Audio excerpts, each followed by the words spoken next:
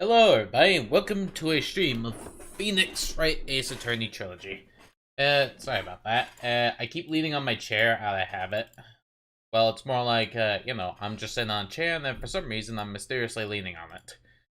I don't know why I keep forgetting to do it, since, I seem to be careful enough to keep my chair still. It's weird. I don't know what to say. Anyway, blaz aside. Let's see here. Let's see. Where is it? Where are you at? There you at. Now to bring you at. Here we go. Okay, give it a few moments. It'll sort itself out, and...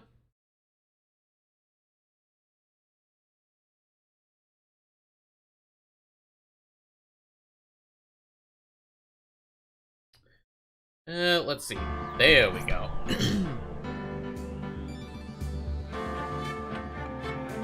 Okay, I'm just gonna say this sounds loud.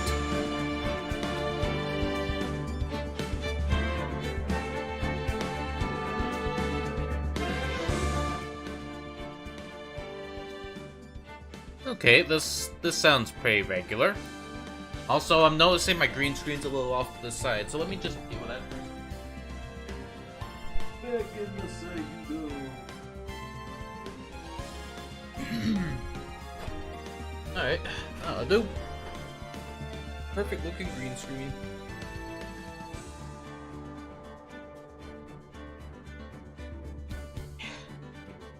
Jeez, when did I have an itchy ear?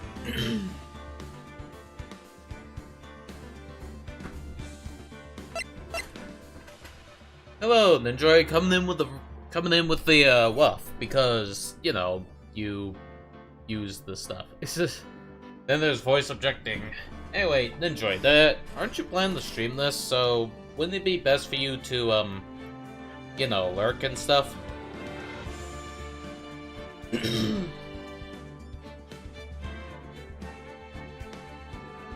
I mean, we did have a chat, and, you did say you wanted the blind play for this. I'm not telling you to leave, I'm just asking so we make sure. I don't want to seem insensitive. You've already played the first 4 or 5 cases of the first game. Okay, well, I guess, just, first time wouldn't hurt. Let's see. Phoenix Wright, Ace Attorney, Justice for All, and then there's Trials and Tribulations. Huh, so that's the other 2. I'll be.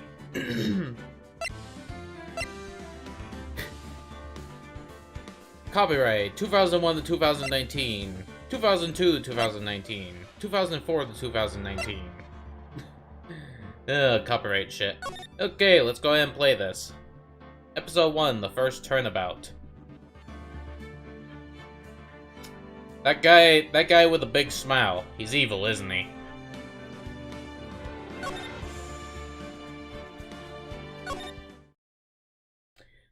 I mean, he's just looking like a suspicious Happy Mask salesman. Achievement unlocked, first steps. I only just turned this on, don't give me the shit. Okay, some guy gisping. This is like some autoplay bullshit. Damn it, why me? I can't get good. Not like this. I will shake controllers out of spite. I've got to find someone to pin this on. Someone like him. I'll make it look like he did it. Oh, isn't this super obvious?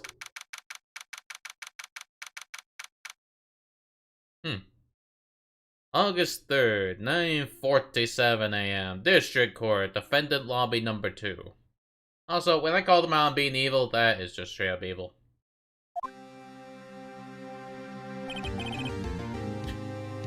Boy, am I nervous. Right?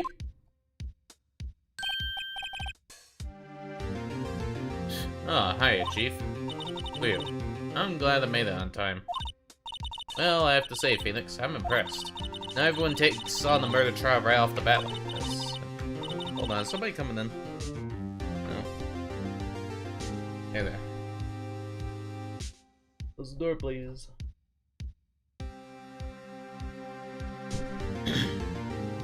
There we go. It says a lot about you and your client as well. Thanks. Actually, it's because I owe him a favor. A favor? You mean you knew the defendant before this case? Yes. Actually, I kinda owe my current job to him. Okay, hold on. I need to turn down the volume some more. Because this is some loud shit.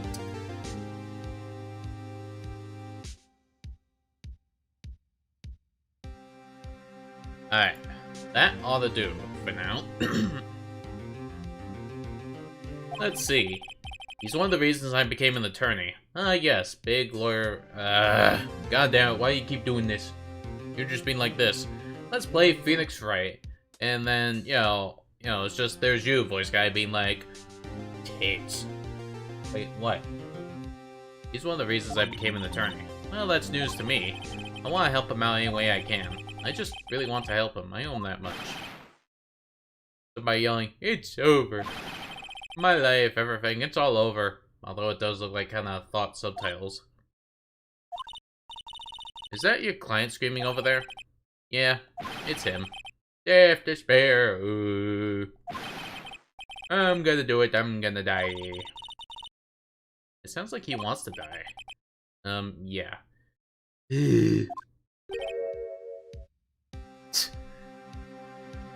Jeez, just look at him. He is crying so much that he has stars coming out of his eyes. Nick! Hey there, Larry. Dude, I'm so guilty. Tell him I'm guilty. Give me the death sentence. I ain't afraid to die. What? What's wrong, Larry? Oh, it's all over. I'm finished. Finished. I can't live in a world without her. I can't. Who took her away from me, Nick? Who did this? Yeah, green subs are supposed to be the fallouts of Phoenix. Yeah, that's what makes it confusing. I'm yelling! But it's just like, what? Ah, Nick, you gotta tell me, who took my baby away?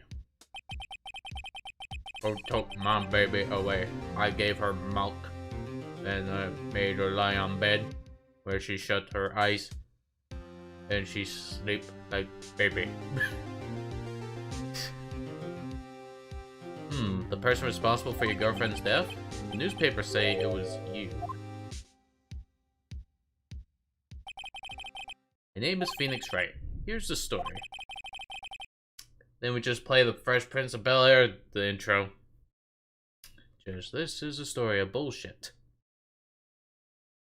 Yeah, my first case is a fairly simple one. Someone died. A young woman was killed in her apartment. The guy they arrested was the unlucky sap dating her. Larry Butts.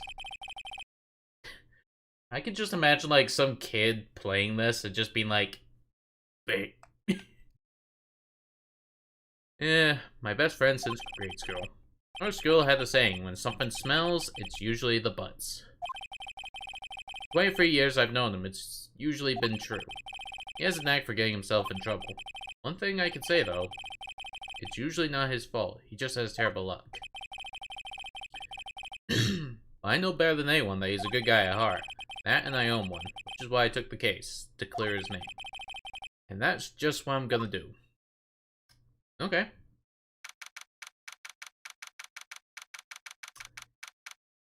Even though we got, like, blue text, that's his thoughts.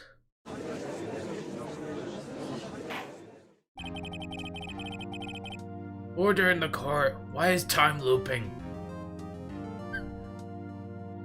Court is now in session for the trial of Mr. Larry Butts. The prosecution is ready, Your Honor. The, defense is ready, Your Honor. Let me guess, Phoenix, you're gonna play out that guy with the doll on his head. Yeah, him. Mr. Wright. This is your first trial, is it not? Yes, Your Honor. I'm, a little nervous.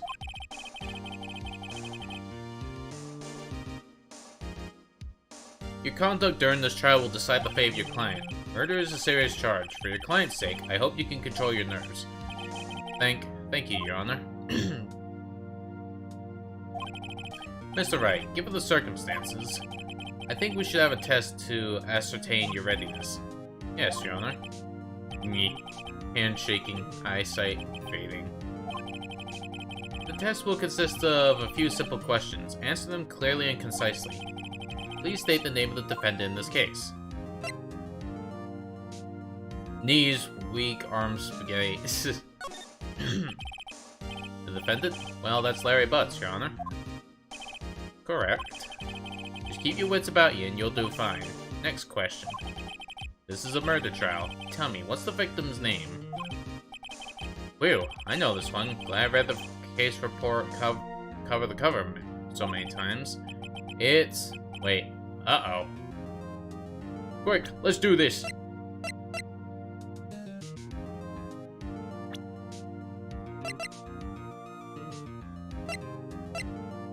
Huh. Oh, there's someone called Winston Payne. You know, for 52, he has black hair.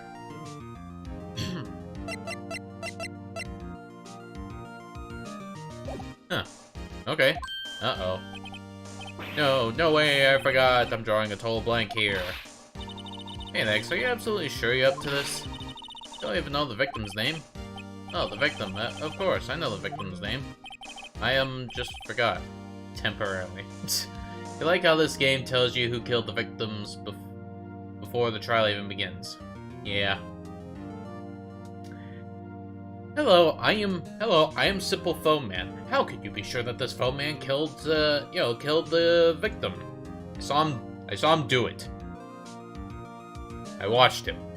On TV. Murdering people. Video games.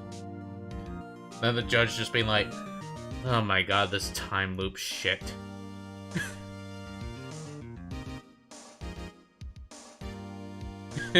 Thing is, you have to prove it. You can't just automatically accuse them. Fair enough. Just forgot temporarily. I think I feel a migraine coming on. Look, the victim's name is listed in the court record. Just press tab to check any time. Well, it's a right bumper, so fuck you.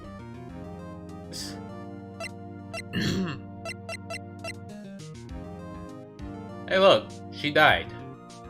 The end. Remember to check often. Do it for me, please. I'm begging you. Mr. Ray, who is the victim in this case? Cinder Block. God damn it. What are you doing with that voice? The victim's name is Cindy Stone.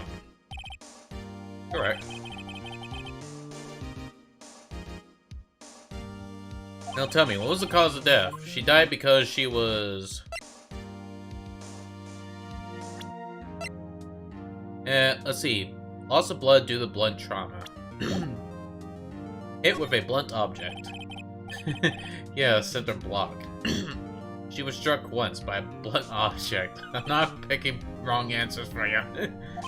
Correct. You've answered all my questions. See no reason why we shouldn't proceed. You seem much more relaxed, Mr. Wright. Good for you. Thank you, Your Honor. Because I don't feel relaxed, that's for sure. Well then, first, a question for the prosecution, Mr. Payne. Yes, Your Honor? As Mr. Wright just told us, the victim was struck with a blunt object. Would you explain to the court just what that object was? The murder weapon was the statue of the Thinker. It was found lying on the floor next to the victim. I see. The court accepts it into evidence.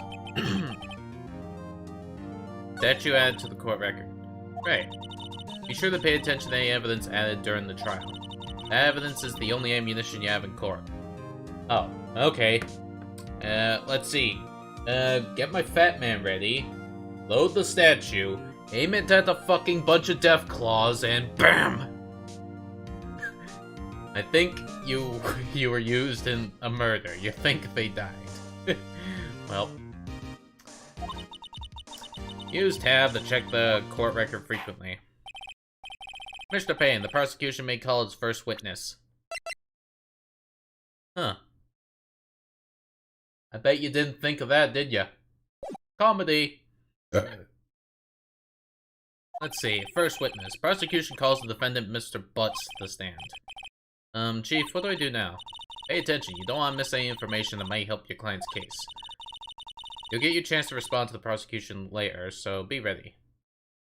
It's just a naked man sitting down and thinking about stuff. Ooh, sorry. Let's see. You think the Thinker's a dumb statue? Well, it was used to murder, so... Let's just hope he doesn't say anything unfortunate. Uh-oh, Larry gets excited easily. This could be bad.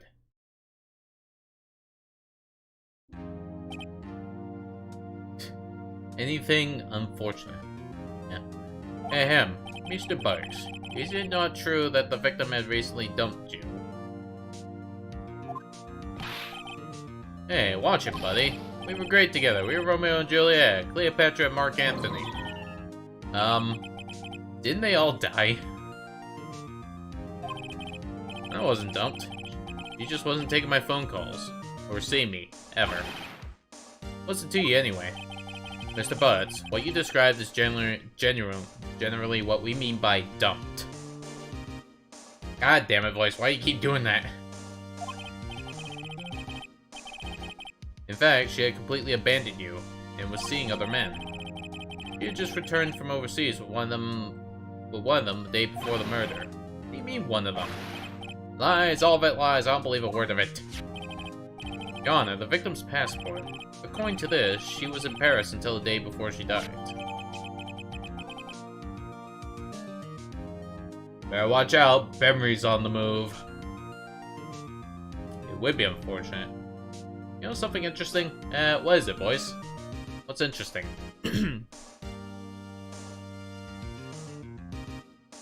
In the Japanese version of the game, the passport is red. Yeah, now that I think about it, this looks like a US kind of thing. Even though we're obviously in Japan. Well, do you want to know something interesting? Here in the UK, passports are usually brown. So, I don't know, I guess color coding to make it more, I don't know, easy to tell, or like narrowing it down. This person's from the UK, how do I tell? Passport's brown. This person's from the US, how do I tell? Passport's blue. This person's from Japan, how do I know? This passport's covered in blood. Wait a minute. This doesn't look like Japan to you. Well, didn't you see the apartments and stuff? Didn't that look kind of Japanese styled? Yeah, the American version of the game takes place in LA, but the Japanese version of the game takes place in Japan. Okay, well, it seems like we're doing it for kids. Ugh. Who wants some donuts? Eats onigiri. It's official canon or whatever. Alright.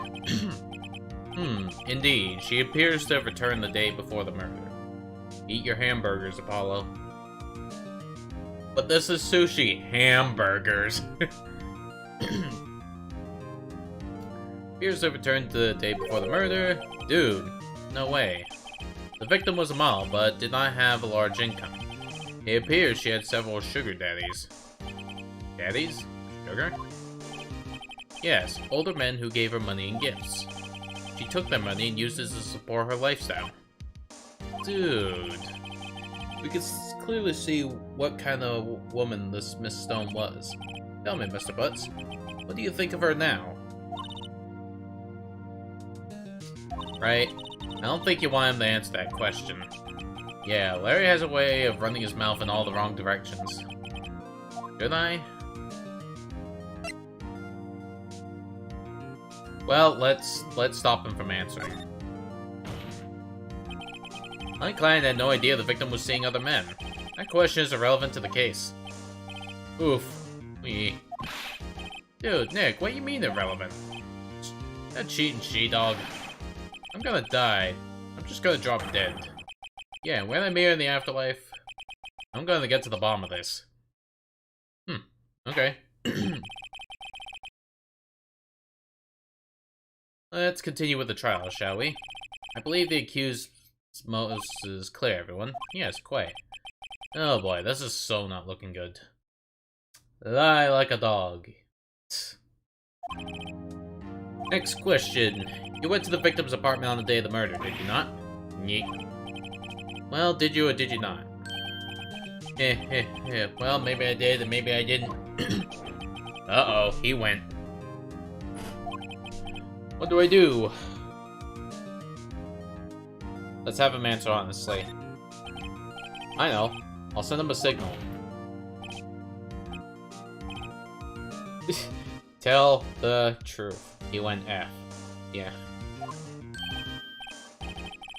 Yeah, I was there. I went. Order! Well, Mr. Butts? Dude, chill. She wasn't home, man, so, like, I didn't see her. Yo, the defendant is lying. Lying? The prosecution would like to call a witness who could prove Mr. Butts is lying. Well, that simplifies matters. Who's your witness? The man who found the victim's body, just before making the gruesome discovery. He saw the defendant fleeing the scene of the crime. Okay. Order in the court. Mr. Payne, the prosecution may call its witness. You love Payne's objection. It sounds like a woman. Objection! I got kicked in the balls when I was 3. Is that why you say objection like a girl? Yes! You know. Yes, Your Honor. This is bad. No balls, pay no balls. Pay no mind, pay no balls.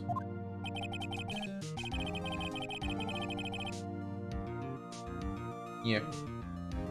On the day of the murder, my witness was selling newspapers at the victim's building. Please bring Mr. Frank Saw It to the stand. Is that how you say it? Saw it?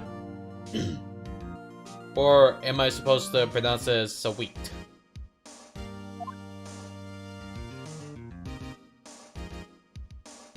Yes, it's a pun.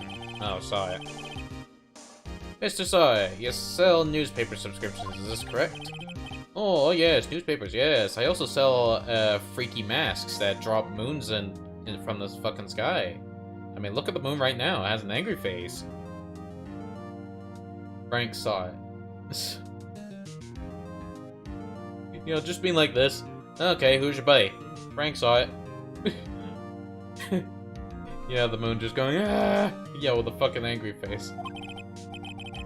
Mr. Sai, you may proceed with your testimony. Please tell the court what you saw on the day of the murder. Witness's account.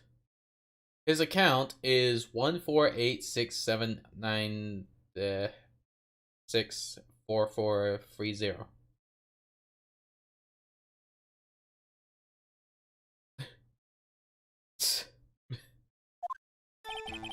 Now invade this bank and steal his money. I was going door to door selling subscriptions when I saw a man fleeing an apartment. I thought I must be in a hurry because he left the door half open behind him. Thinking it strange, I looked inside the apartment. Then I saw her lying there. A woman, not moving. Deed. I quailed with fright and found myself unable to go inside. I thought to call the police immediately. However, the phone in the apartment wasn't working.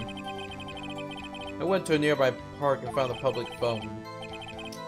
I remember the time exactly. It was 1 p.m. The man who ran was, without a doubt, the defendant sitting right over there.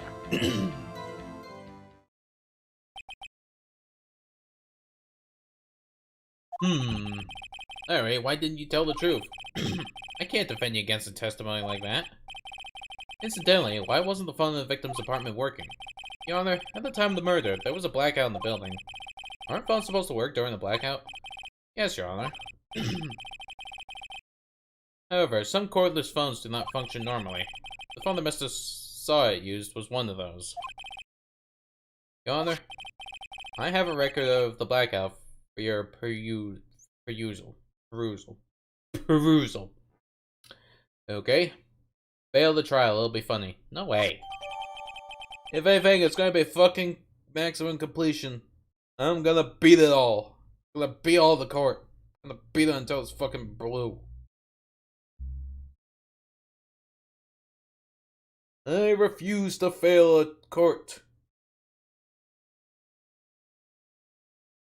Let's see. Billing was out from noon to 6 p.m. on the day of the crime. 1 p.m. was afternoon. So, do I ever remember how to solve the trials?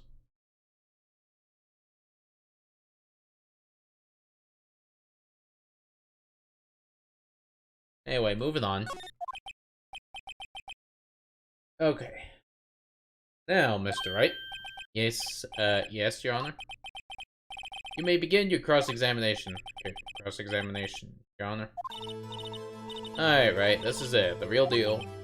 What exactly am I supposed to do? Why, you exposed the lies in the testimony the witness just gave. Lies? What? He was lying? Your client is innocent, right? That witness must have lies in his testimony. Or is your client really guilty? And the guy's like, Nyeh! How do I prove he's not? You hold the key. It's in the evidence. Compare the witness testimony to the evidence at hand.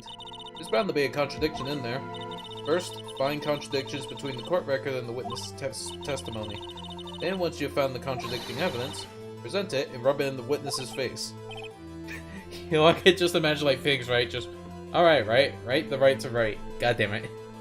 You know, just imagine like he just grabs a piece of evidence, go to Mr. Saw and be like, you know, okay, so you have contradiction right all over your face.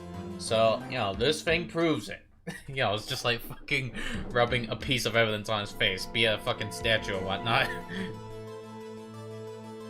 Yeah, just imagine like it gets excessive. It's like, you know, it's like, hey, this is evidence. This is the rocket that this astronaut went into space and, you know, murdered someone in. And it's just like, you know, one contradiction, he goes to the space station, he comes back, blasts a fucking hole in the fucking courtroom. Just being like, I'm back, I brought the contradiction. Just starts proceeding to rub it on the witness's face. It just fucking kills him by splatting them.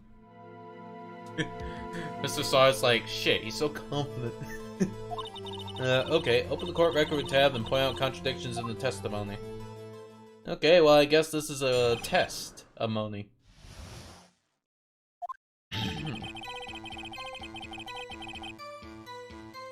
I was going door to door when I saw a man fleeing an apartment. Isn't a man leaving an apartment a common sight? I find it odd you would take notice of him. Heh. I don't know, he just seems strange to me, that's all. Like he was mad and yet frightened at the same time. Just like a criminal fleeing the scene of a crime. The defense requests that the witness refrain from conjecture. Of course. What the witness means is that the man he saw looked suspicious. Fuck it. So what happened next? I thought I must be in a hurry because he left the door half open behind him. Half open, you say? Yes, the door was open halfway, yes. I watched for a moment, but no one came to close the door. That's odd, in a big city like this, I thought. I see, and what happened next? Thinking it's strange, I look inside the apartment. I'm giving everyone to fucking hold it. What gave you the idea to do that? Well, the door was half open, you see. Isn't it only human to want to peek? You climb mountains because they are there. It's the same thing. If your words had never been spoken, anyone would look inside. Why did pain come off so quickly? So you looked into the apartment. What happened then? Then I saw her lying there, a woman, not moving. Dead! Are you sure she was dead? Oh, well, no, I guess I wasn't. But she wasn't moving at all, there was blood everywhere. I guess that would look fatal to anyone. Very well, what happened next? I quailed and frightened and found myself unable to go inside. So, you didn't touch anything in the apartment? Yes. I mean, no, nothing. Okay, what happened next? I thought to call the police immediately. Hang on.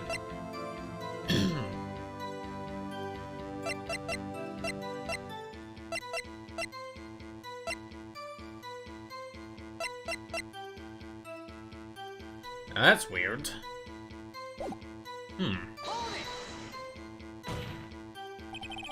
You thought to call the police? Does that mean you didn't actually call them? Please, listen to the rest of the testimony. You thought to call the police. What happened next? However, the phone in our apartment wasn't working. Wait a second. I went to a nearby park and found a public phone. I remember the time. It was exactly 1 p.m.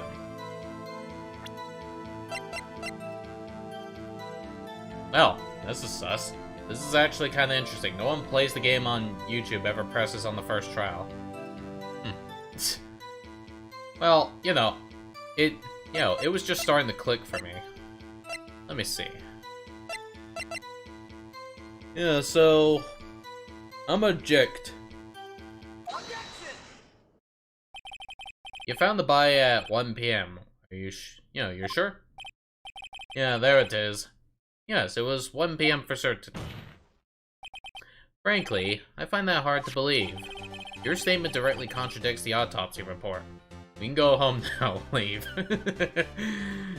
Just being like, you know, it's like, but what about the verdict? Shut up. The autopsy notes the time of death at some time after 4 p.m. There was nobody to find at 1 p.m. We can go home now, leaves. I'm still laughing at that. How do you explain this 3-hour gap? And the guy's like, This is trivial. The witness merely forgot the time. After his testimony, I find that hard to believe. Mr. saw it. Why were you so certain that you found the body at 1 p.m.? Gee, that's a really good question. Great job, right? Way to put him on the spot. You know, he's squirming. He's just being like this, just being like, While he looks like he's squirming, he's actually charging his running speed. He's gonna bolt. He's gonna run. He's gonna fucking leap. You think the judge knows everything and just wants Phoenix to win? You know, just imagine like that. From the latest game, he just rewinds to the fucking first day. It just being like, oh, shit. You know, just being like, shit. I'm rewinding in this spot. I know. Ah, shit. Shit, I am too old for this. You know, I could just imagine. All you have to do, that's all you have to do, point out contradictions. Lies always beget more lies. See through one, and their whole story falls apart. Wait, I remember now. Would you care to give your testimony again? The time of discovery. I thought it was going to be the witness's account. Part 2. Then we just have to fucking give his fucking PIN number for his bank card. You see, when I found the body, I heard the time. There was a voice saying the time. It was probably coming from the television. Oh, but it was 3 hours off, wasn't it? I guess the victim must have been watching a video of a taped program. That's why I thought it was 1 p.m. Terribly sorry about the misunderstanding. Okay, even I know that's bullshit.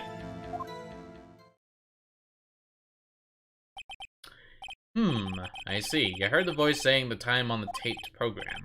Mr. Wright, you may cross-examine the witness. Right. You know what to do. I got this one. Yes, I do, because this guy's fucking testimony is a pile of shit. There's a voice saying the time. It was probably coming from the television. Oh, but it was 3 hours off, wasn't it? I guess the victim must have been watching a video of a taped program.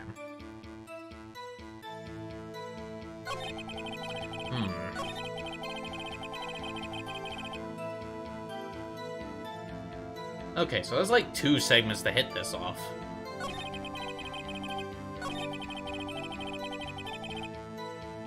Let me present this.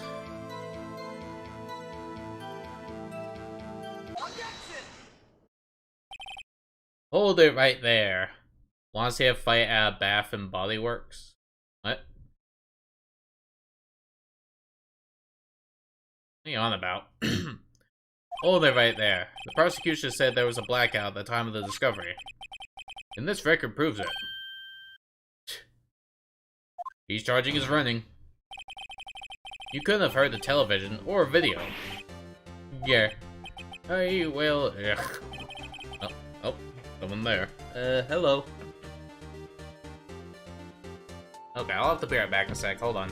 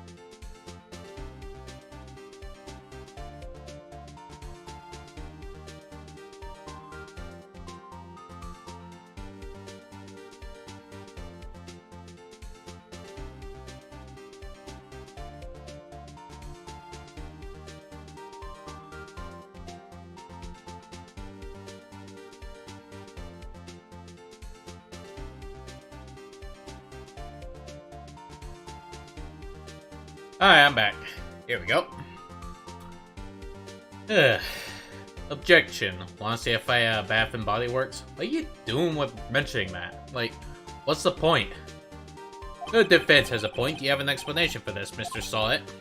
No, I find it quite puzzling myself. Quite. Well, wait, I remember now. Mr. Saw It.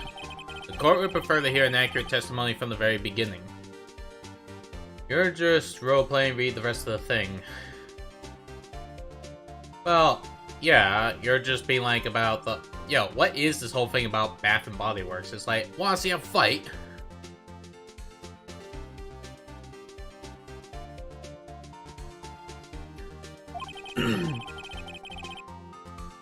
These constant corrections are harming your credibility.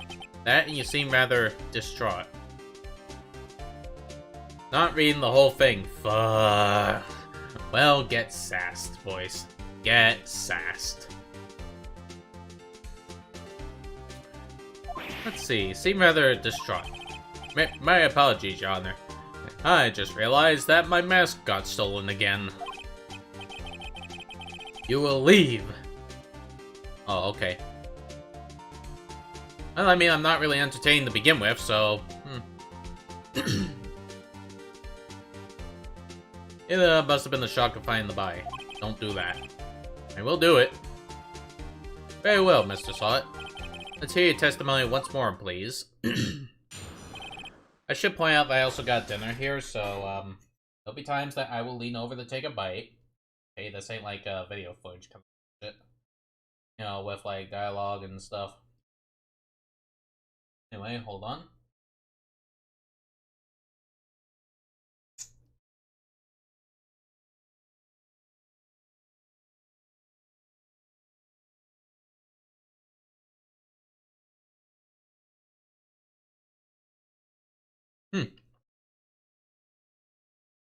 I am entertaining, quit that. Anyway, what am I eating? I have no idea. All I know is that it has to do with prawns and spaghetti. Well, I don't know. It's kind of like that. It's kind of like that flat spaghetti that looks like long ass rectangles.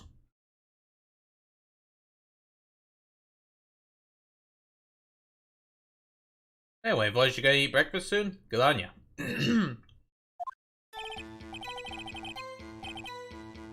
Actually, I didn't hear the time. I saw it. There was a table clock in the apartment. Wasn't there? Yeah, the murder weapon. The killer used it to hit the victim. That must have been what I saw.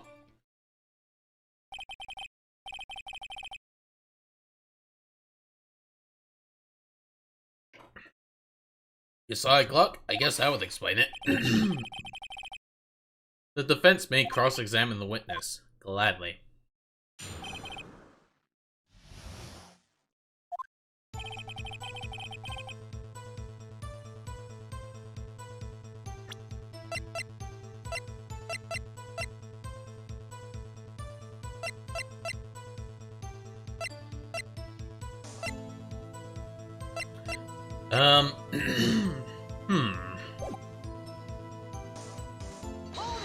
Okay, let's see the seeing it. Okay, it strikes me as very suspicious mistake. Yes, I can see how you'd be a little doubtful. I'm really sorry. I only just remembered that table clock. A table clock? There was a table clock in the apartment, wasn't there? A table clock? Was there a clock at the scene? This is the first I've heard of it. Yeah, the murder weapon. Used it to kill the victim. The murder weapon? Yes, the table clock that was used as a weapon. That's what I just said. Did you doze off in the middle of my testimony or something? Something's fishy here.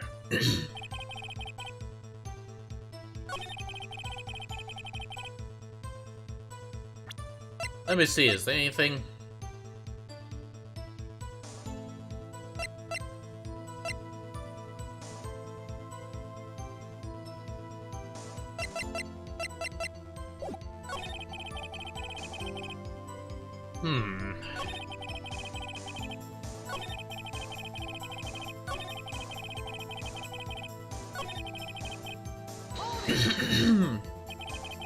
Why didn't you tell us in the first place?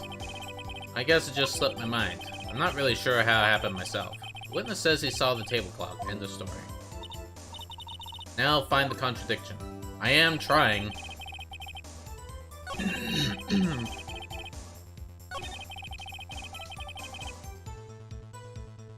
Oh yeah, hold on. The murder weapon. The killer used it to kill the victim. This is the murder weapon, isn't it? Wait just a moment. The murder weapon wasn't a clock. It was a statue. Now how is this supposed to be a clock?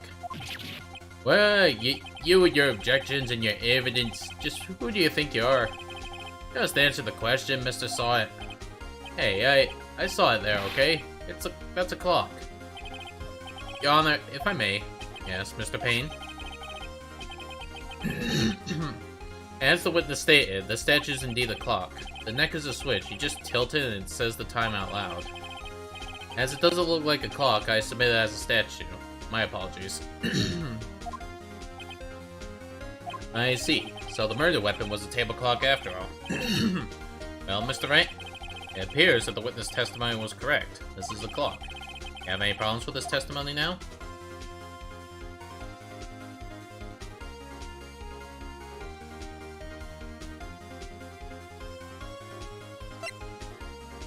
I kinda do, cause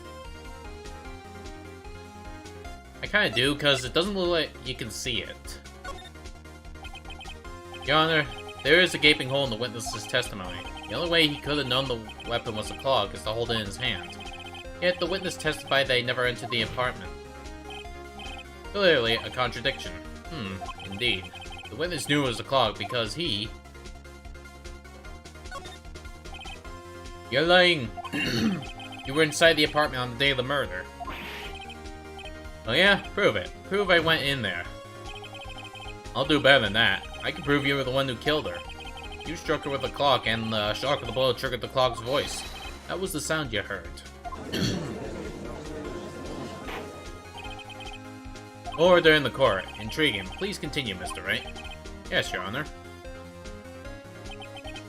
I'm not gonna lie, this is a great old ass pull here. Mr. Saw It. The sound must have left quite an impression on you. Understandable, since the murder weapon spoke just as you hit the victim. That voice was burned into your mind. That's why you were so certain about the time. What's the meaning of this? This is all baseless conjecture. Baseless? Just look at the witness's face. Would the witness care to elaborate? Did you strike the victim with the clock? That day, I never. Look at the clock, I heard no, I saw it. Well, he just ripped his hair off and threw it. I hate you. It was him, I tell you. I saw him. He killed her. And he's a burn. Burn, give him to death. Give me my precious. I need my ring. Need ring. I could just imagine.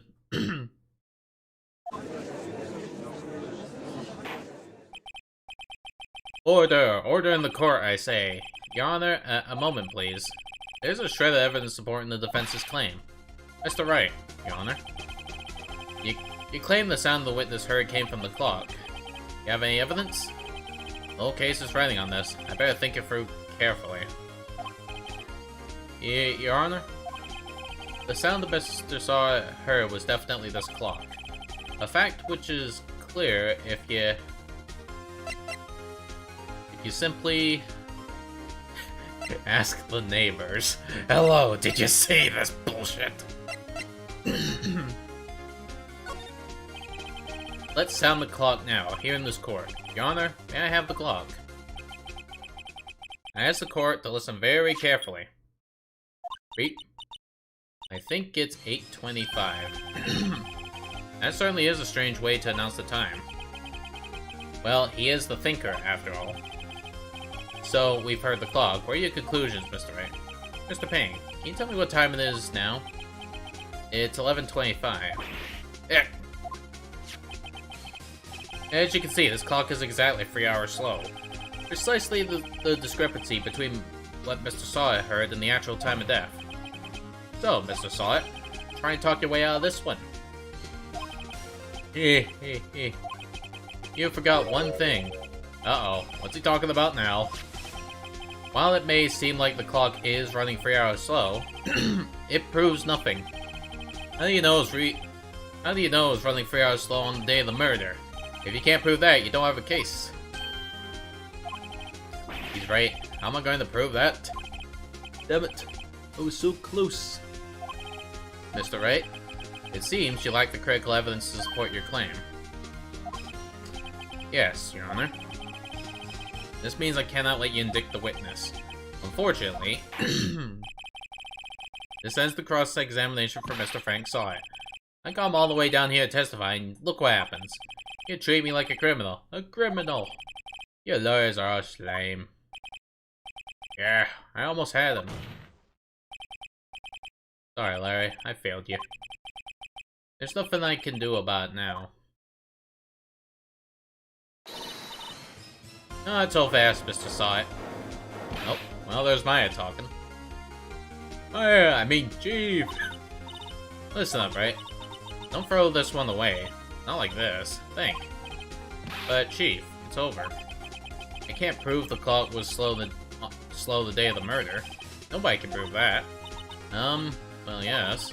But that doesn't mean you still can't. Wait, you can't still win. Try thinking out of the box. Don't waste time doubting the facts. Assume the clock was 3 hours slow and think through it. Ask yourself, why was the clock 3 hours slow? Figure out the reason, you'll have your proof. Right? Right? Right. Can you think of a reason why the clock would be slow?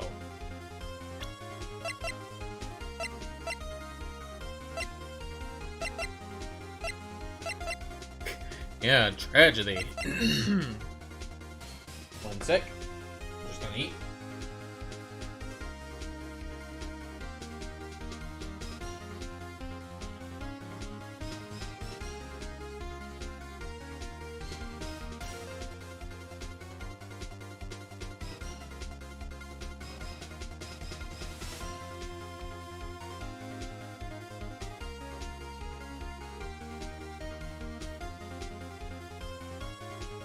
Oh, you dropped your 1,000 sauce all over the floor? Shit. That sucks.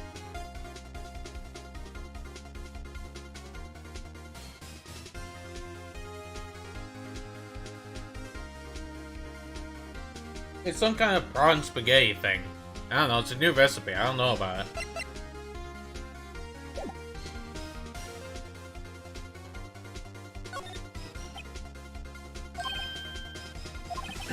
Wait, maybe I can prove it. You must have evidence somewhere that can prove it, right? Why didn't let them have it? Well, Mr. Wright, prawn spaghetti made out of pennies. What?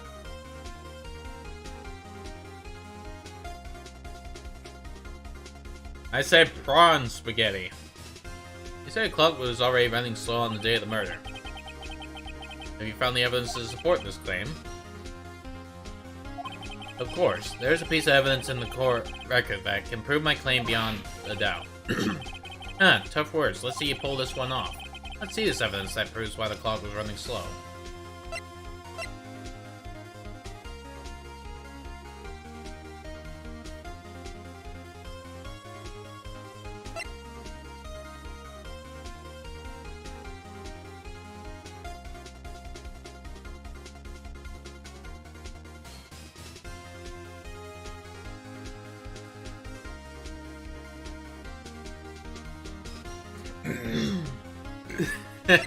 Just the way he screamed.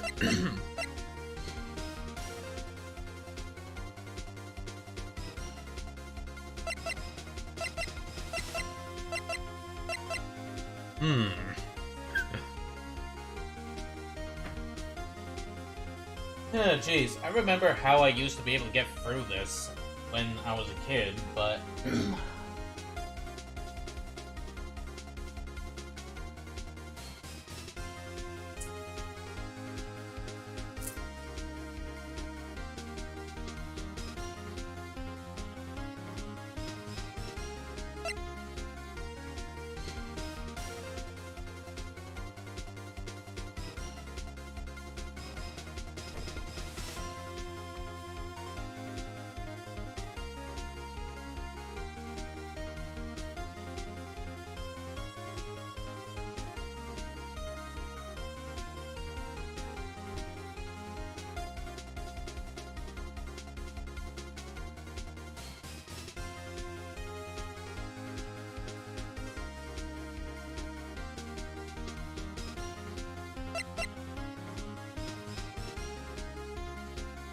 No. Because the Thinker is an independent clock. First time playing the game? Well, not exactly the first time. It's been years since I last played this. Like, plenty years.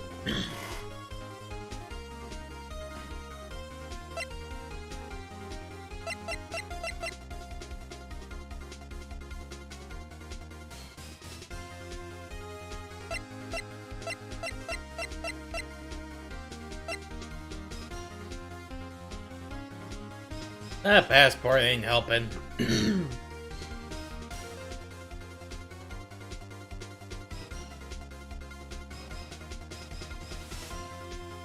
I remember what the proof is for this one?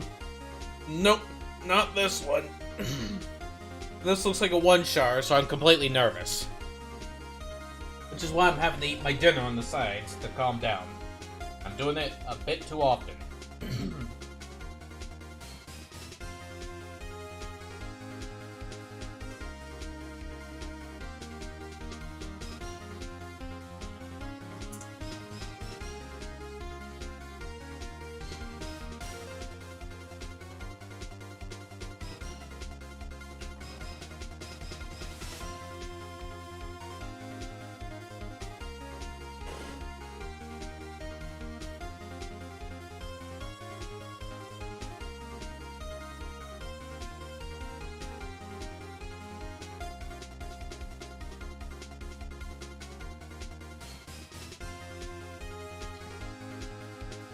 You'd think it'd be the passport.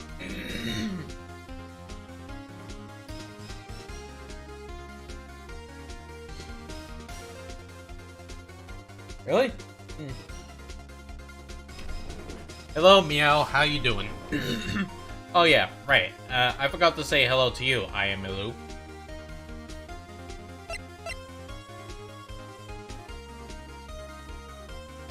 Wouldn't be 3 hours slow, it'd be 9 hours fast. Present the passport already. The court's getting sick of the song. Alright, well, you're doing pretty good. Cool, Meow.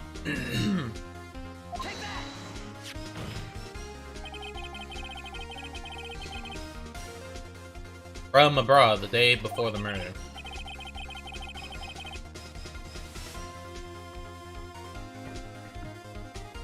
As we all know, the difference between here and Paris is 9 hours.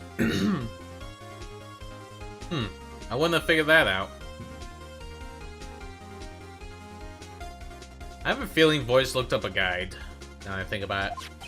Paris is 9 hours. When it's 4 PM here, it's 1 AM the next day there. The plot wasn't 3 hours slow, it was 9 hours fast. The victim had reset her clock since returning home. That's why the time you heard when you struck her dead in the apartment was wrong. But, you just figured it out, honestly. Proof enough for you, Mr. Saw It, or should I say Mr. Did It? The guy's going, yeah, objection. If you're a healer, then why you keep using Stone 4 instead of doing your job? Ah, sass. That's some sass, Felix. Order, I say. Jeez, I'm burping. Well, this case has certainly turned out differently than we all expected. Mr. Payne, your witness, he was arrested and has been taken away, Your Honor. Very well. Mr. Wright. Yes, Your Honor. I have to say, I'm impressed. I don't think I've ever seen someone complete a defense so quickly. And find the true culprit at the same time. Thank you, Your Honor. At this point, this is only a formality, but this court finds the defendant, Mr. Larry Butts.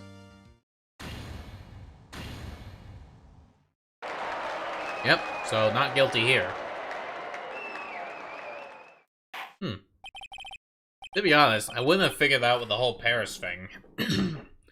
I mean, you know, I'm Scottish, so the time difference for here is kind of different. What if you do this whole trial and judge says guilty anyway? Well, that'd be a fucking waste of time. Piece of shit. Piece of shit, I say. And with that, the court is adjourned. I hit hammer. You're supposed to hit the fucking hammer, you... Yeah, it turns out Frank saw it was a common burglar. He posed as a newspaper salesman to check and see when people were out of the house. That day, when Larry went to her apartment, the victim wasn't home. After he left, Mr. Sawyer let himself in to do his dirty work.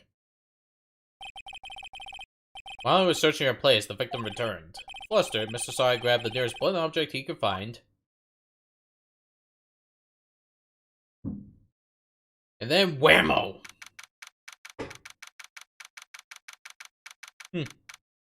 Well, the more you learn. Ooh, I still can't believe we won. Right, good job in there. Congratulations.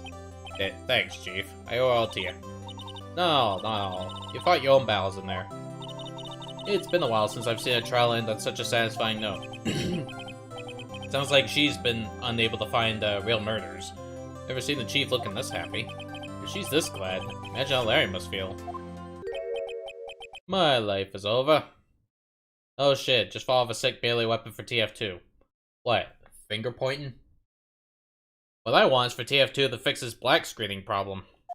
My life is over. Larry, you're supposed to be happy. What's wrong now? Aw, Nick. Don't worry about me. I'll be dead and gone soon. Good. Wait, no, I mean bad.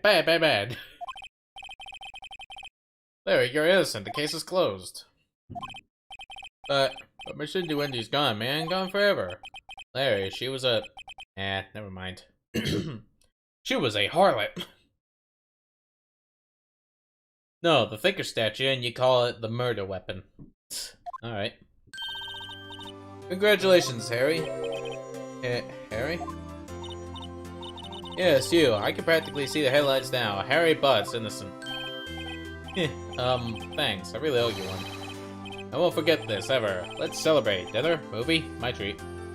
Isn't there already a statue melee weapon? That's like a bust or someone?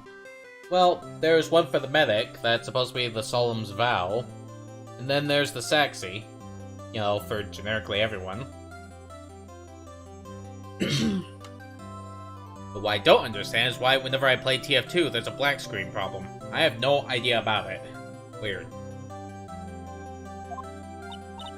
Oh no, I couldn't. Hey, I was the one who got you off the hook. Oh, hey. Here, take this. It's a present. A present? For me? Wait, wasn't this the evidence that... Actually, I made this clock for her. I made one for her and one for me. Really? You? You made this? Well, thank you. I'll keep it as a memento. But it'd be for scouting to announce every time you kill someone based on your computer's clock. That'd be sick. Yo, Nick, can you believe it? I was so into that chick. And she was just playing me for a fool. Don't that make you just want to cry? Larry. Well, seems like shit's been happening, huh?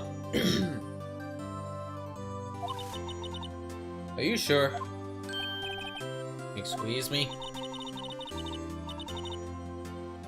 I think she thought quite a lot about you in her own way.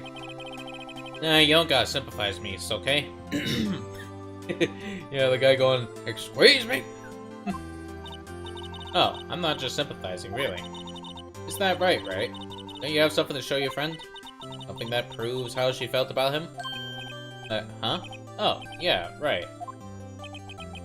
What the heck is she talking about? Check this out, Larry. Proof positive you weren't just some chump to her. Huh? What about that clock? This is the clock you made for her, Larry. And she took it with her when she traveled. Whatever, she probably just needed a clock, that's all. You think so? It's a pretty heavy clock to take traveling.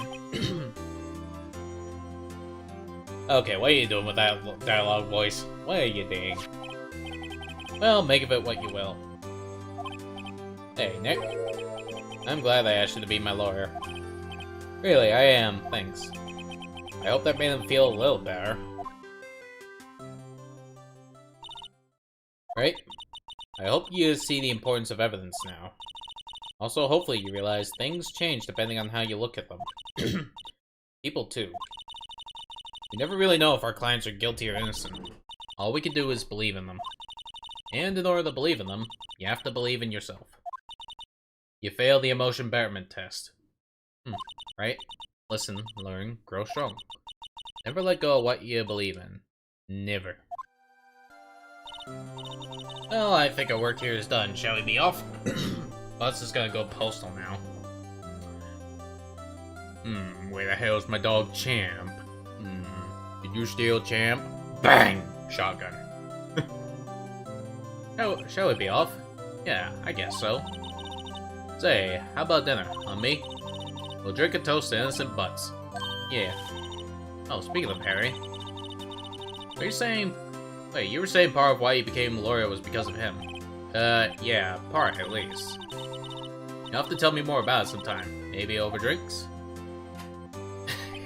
Innocent butts. And so, my first trial came to a close. Larry slapped me on the back and said, "Gee, Nick, it's good to have friends." Well, I'm pretty sure he's not going to pay us, unless you count the clock he gave Maya. I didn't know it then, but that clock was soon going to be at the center of another incident. And my promise to tell the chief about me and Larry would be one promise that I wouldn't be able to keep. The end. Okay, well, thank you for coming to the stream. That's the end of the whole Phoenix Wright trilogy, so... A brand new episode has been added. Ain't that obviously evil? Made my progress up to this point? Well, fuck yeah. Episode 2, Turnabout Sisters, Day 1 Investigation. You just eat my food.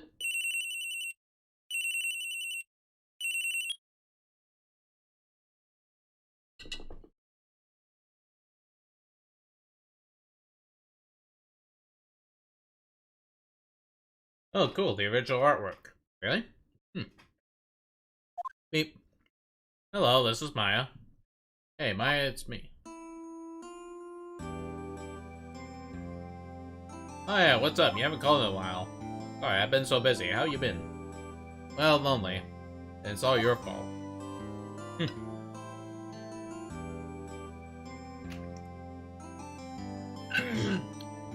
Alright, hold on, let me just eat.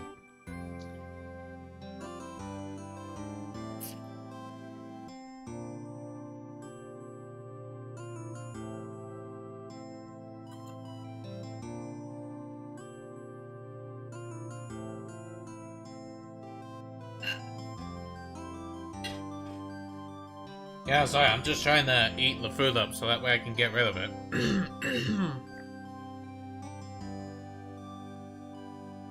Let's see, now I'm just teasing. That'd be great, I'm finally getting used to having my own place. That's good to hear. Naturally, I'm calm because I have a favor to ask.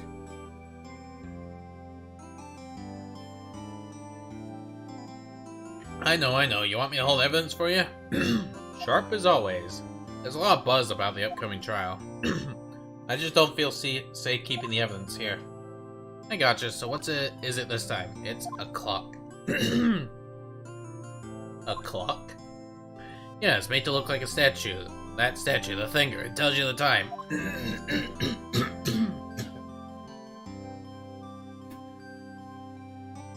Ugh, phlegm. I hate phlegm.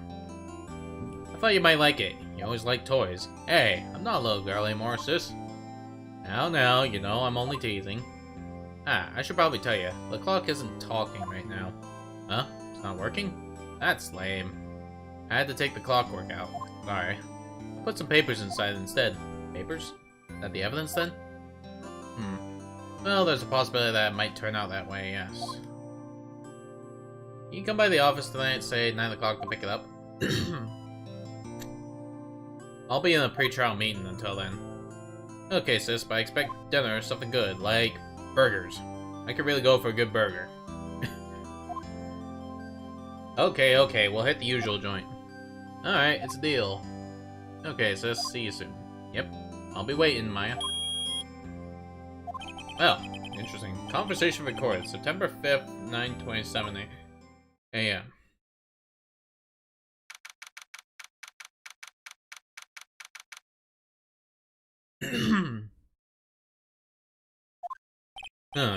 Now, Miss Faye, I'll take what's mine, the papers. I'm sorry, but I can't give you what I don't have. Miss Faye, you are a poor liar. Why, I see it right over there. That must be the thinker that swallowed those papers. How could you know? Oh ho ho, you're not cogniferous, of my background? Gathering information is my business, you see. I should have been more careful. Oh ho. My dear Miss Faye, I am so very sorry. I'm afraid I must ask you for one more thing. Your eternal silence. Farewell, Miss Faye. Oh.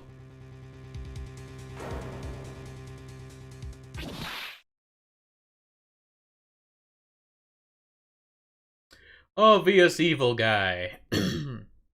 Red, white, blue. Well, seems like that shit happened. Didn't remember.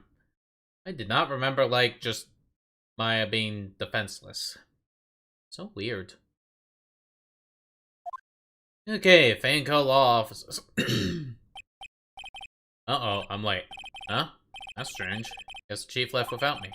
Said her sister was coming over, so we should all go out for dinner. What's that smell? Blood? Oh yeah, maybe she's in her office. Huh.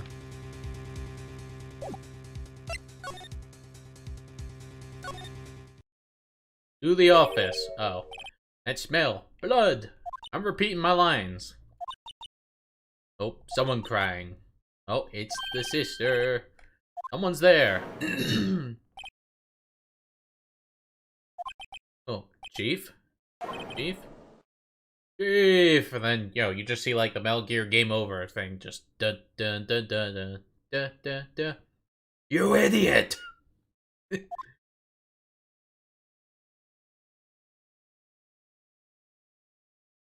Let's see. Yeah, dead indeed. Who are you?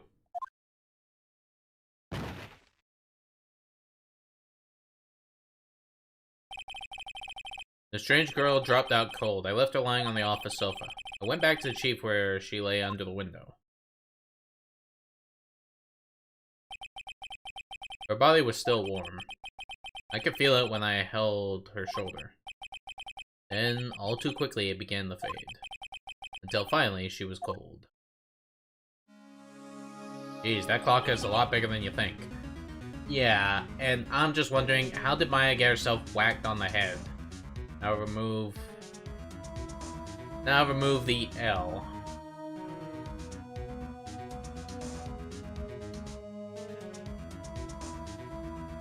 Let's see.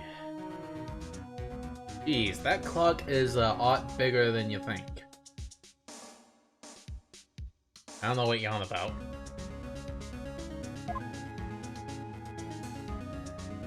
Let's see.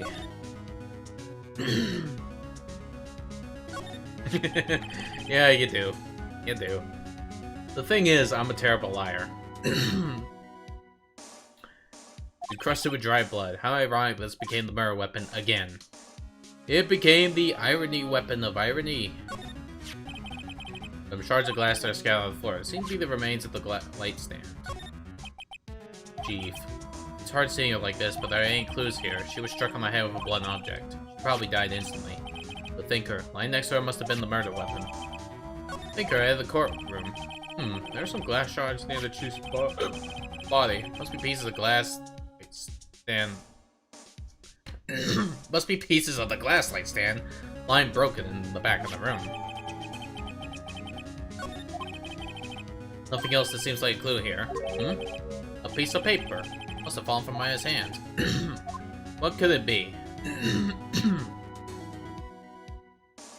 Damn it, Larry, you killed Maya. The word is written in blood on a scrap of paper. Maya? Maya, write this? This piece of paper is a receipt from a department store dated yesterday. Receipt added to the court record. I think that's enough snooping around for now. Better call the police. Find out what that girl was doing here. Painful look, but I have to, for Maya's sake.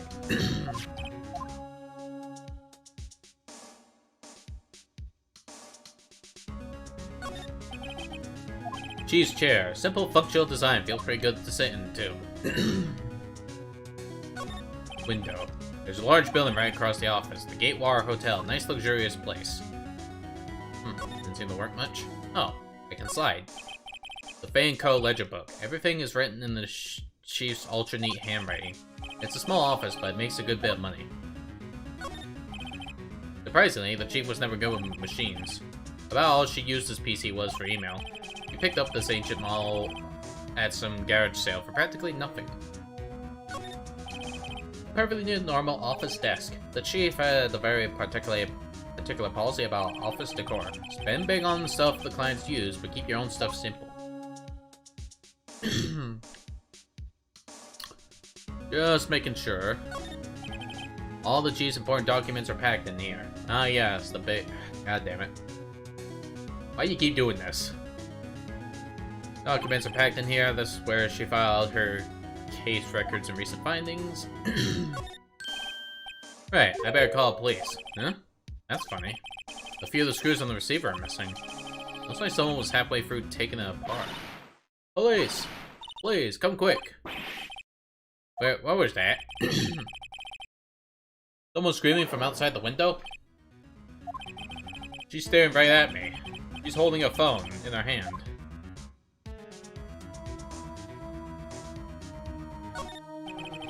The phone receiver is missing a few screws. I better not use it.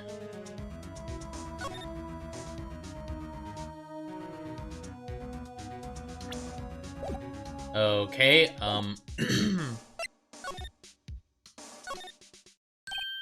let's see. That girl just now, where'd she go? I put her right there on that sofa. Uh-oh, I hope she didn't run on me. Yikes. Don't scare me like that. Hold on, let me just eat my food.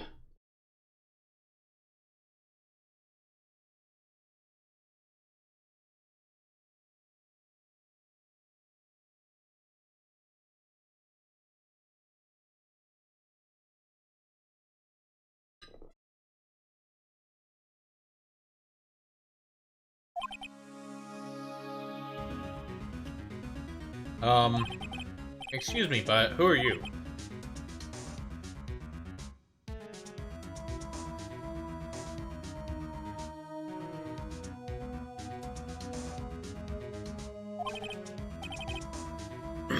It's okay, I work here. Maya. Maya Fay. Maya Fay? Maya? The Maya was writing this girl's name. Maybe I should show her the receipt. I never thought there'd be a use for evidence like this outside the courtroom.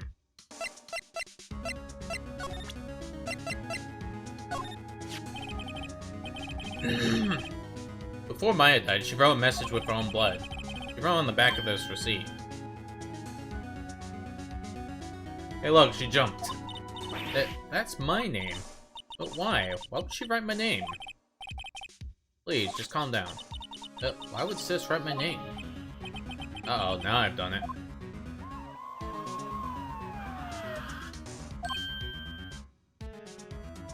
Well, this ain't good. The police! Sounds like they're coming this way. Freeze, police! Alright, I'm Detective Dick Gumshoe. That sounds weird. See? Alright, I'm Detective Dick Gumshoe, see? Gumshoe? What an odd name. We received a report from the building across the way, see? Got a person saying they saw a murder. See? Now, I'm putting people under arrest. See? You know. Must have been that woman I saw. Anyway, I don't want either of you moving 1 inch, okay? Great. Just great. Wait. You wouldn't have... Nah. Whoa! Excuse me? Well, she yelping. This where my hair mean anything to you? That's my name. What? The victim drew this here note in her own blood, see? With her dying breath, she wrote down the killer's name. Yeah, killer, I'm not. Case closed, you're coming down the precinct, fam. What? Well, Maya's younger sister, Maya, was arrested on the spot. I was taken in for questioning and didn't get out until the next morning. My eyes were heavy, but I couldn't sleep. I sat around waiting for visiting hours to begin at the detention center.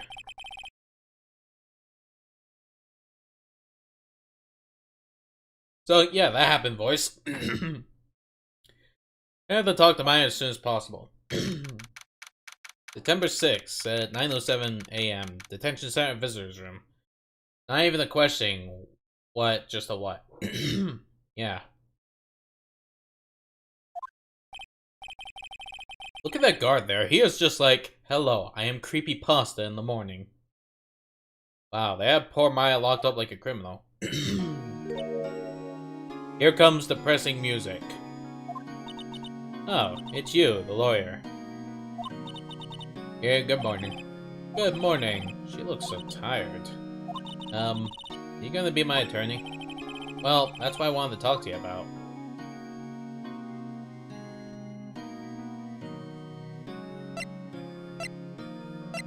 Just gonna say, of course I will. First things first, I better get her cheered up. Yeah, of course I will. Cheer up. Really? Whoa, did I say the wrong thing? She looks sadder now. Not a chance there. What's wrong? You don't think I can do it? No, no one could. Who would believe me? Even you, when you found me in the office, you looked at me like I had done it. Can I look at her like that? Oh no, I never thought.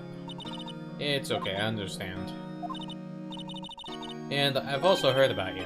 Heard? Heard what about me? I was talking to my sister on the phone the other day. Today was my junior partner's first time in court. Oh, really? How'd that go? It was quite the scene. Honestly, I was on edge the whole time. It's been a while. Huh, so he crashed and burned? He's a genius. One of those strikes fear into the hearts of evil types. The only thing he's lacking is experience. Huh, sounds like it was fun. Well, I know who to go to if I ever get in trouble now. I don't know, Maya. I think you might want to wait. Give him 3 more years. That is, unless you want to be found guilty. That's what she said. Phoenix is just like being quiet. I'm sorry, I didn't mean to insult you. No, it's okay. It's true, I guess. But at the same time, I can't just sit by and watch. When I think of the person who did this to Maya... I know. Let's have talk. Maya, there's something I've been wanting to ask you. Yes? What's with that outfit? Oh, this? This is what all acolytes wear. It's my uniform, you could say. Acolytes? Like people in religious training? What is it you do? Oh, it's nothing strange, really. I'm a spirit medium in training. Spirit medium? I'm pretty sure that qualifies as strange. Could you tell me about the day of the murder? Yes. Let's see, that morning I got a call from my sister. She wanted me to hold on to a piece of evidence for an upcoming trial. Evidence? Yes. Clock shaped like a thinker. Oh, hold on.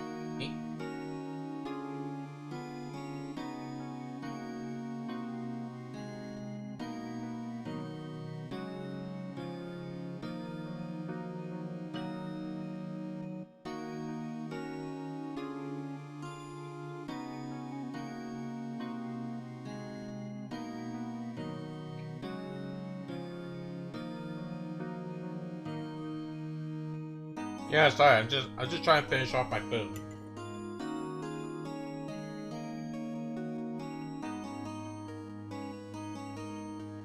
I don't think this theme song fits me eating spaghetti.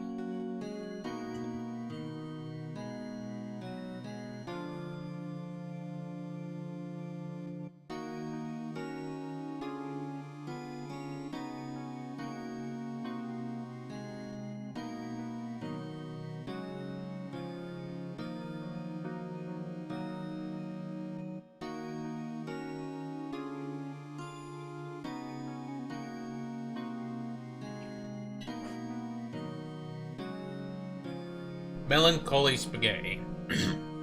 Yeah.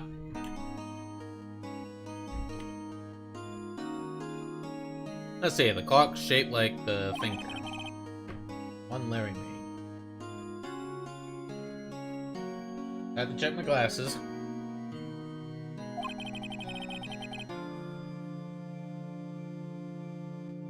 Melancholy.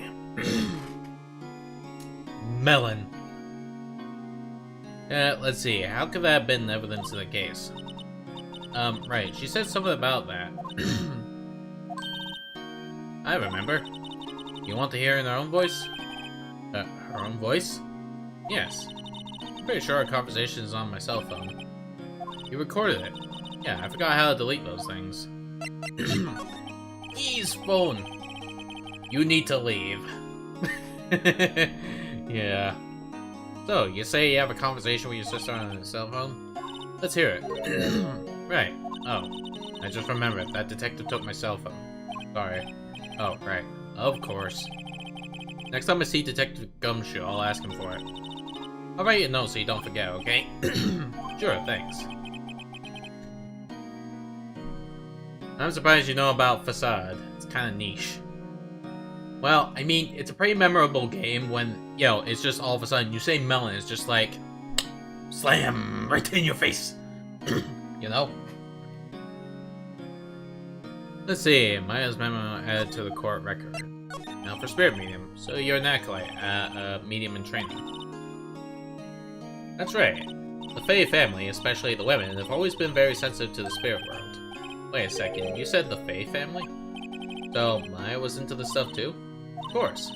She left the mountain to follow her career, she said. Her powers were first class too. I had no idea. Wait, what? So, you're a real honest-to-goodness spirit medium with ESP and all that? Yes, in training. Well, can't you contact Maya's spirit then? We could just ask her who killed her. I'm sorry. I'm still in training. I couldn't do something on that level. Thought that would be too easy. Huh? Something the matter? I was wondering, could I ask you a favor? This is the address of a famous lawyer. My sister gave me this a long time ago. She said if I was ever in trouble, I should call him. And, well, I'm in trouble. You think you could go ask him to represent me?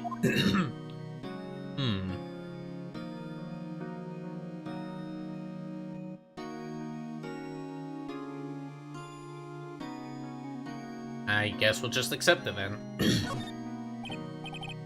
This game's relationship with mysticism is a bit strange. Sure, why not? I'll go ask. Thank you so much. I have no one else to turn to. Say, what about your parents? I see. Don't worry, leave it to me. Thank you. The trial's tomorrow at 10. Wait, what? Tomorrow? Tomorrow. What if this guy refuses? He told me if I don't find one, the state will pick an attorney to defend me. When will that happen? They're giving me until 4 o'clock this afternoon. The visiting hours are almost up. I better hurry. Right, I'll be back. Can you tell me about the day of the murder? Sorry, I know it must be hard. No, it's okay. All I've been doing the last few hours is talking about it. I've kind of gotten used to it. Let's see, that morning I got a call from my sister. She wanted me to hold on to a piece of evidence for an upcoming trial. That's the thinker clock that Larry made. Practically qualifies as serial murder now. So then, why'd you arrive at the office? It was right around 9 o'clock. The lights were off and I could smell blood. And then I found her, my sister. And then suddenly my vampire instincts came in and I started licking up the blood on the floor. Then after being full, I got sad. Thanks, Maya. That's all I need to hear for now. Okay, boys, what? I'm talking about licking blood off the... What the fuck?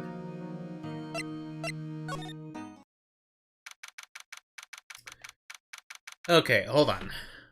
I'll need to be right back again. Grossberg. Anyway, I need to be right back because I need to, put my plate away because this is gonna annoy me all the time. I'll do something about it. So, one sec.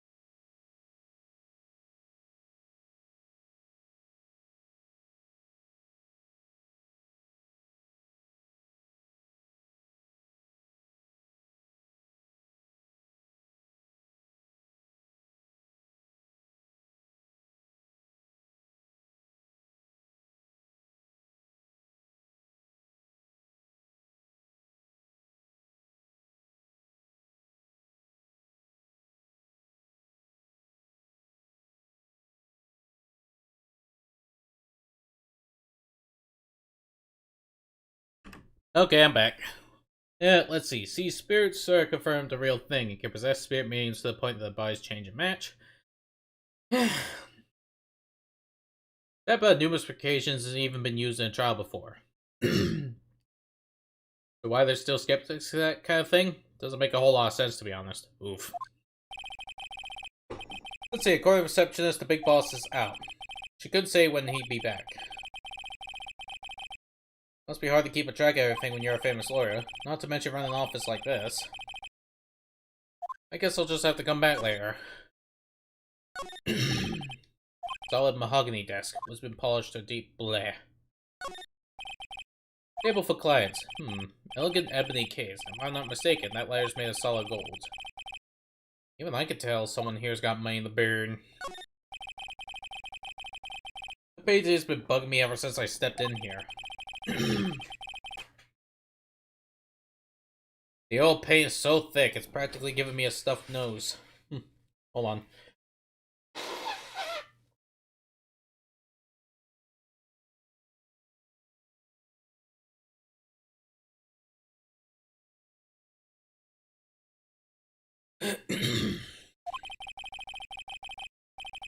I'm sure the price is nothing to sneeze at either, for that matter. Well, I guess we're gonna run away now. Run away! September 6th, Vanco Law Offices. The office is filled with police officers. They're all busy searching for clues. Hey, you there! This is a crime scene, pal. No trespassing. Sorry. Do I know you from somewhere? Wait, you're that Butts guy, aren't you? No, Phoenix Wright. How could anyone mistake me for Larry? Ah, I guess I got the wrong name. Mr. Wright, sorry about that. That Butts guy, he was a killer. And you're no killer, right? He was proven innocent. Right, and you were... Detective Sudashoes. Detective Gumtree. Gumshoe, wasn't it? Dick Gumshoe? Right, at your service. Hang on, that's Detective Gumshoe to you, pal. Anyway, get the name right. Don't go call me Dick. Hey, Dick, get over here. Yes, sir. Be right there. Him. You're her lawyer, right, pal?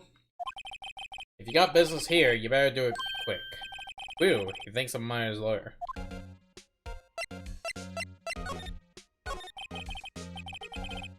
About Miss Faye, did you do an autopsy? You want to know the results, eh? Now, don't you look at me like that, pal. It's no use. She might have been your boss, but that doesn't mean you're getting special treatment.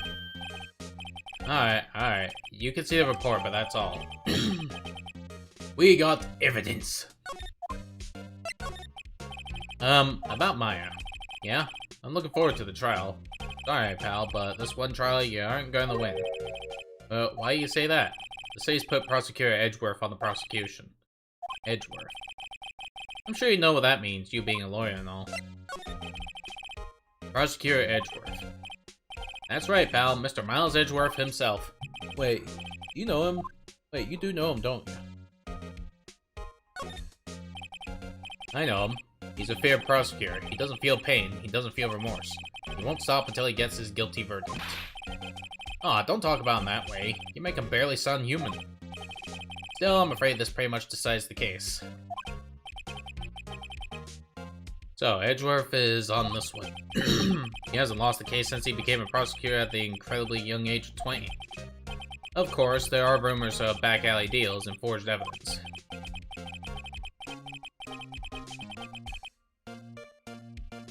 All I know for sure is that Edgeworth hates crime with an almost abnormal passion. I never imagined I'd be facing him so soon.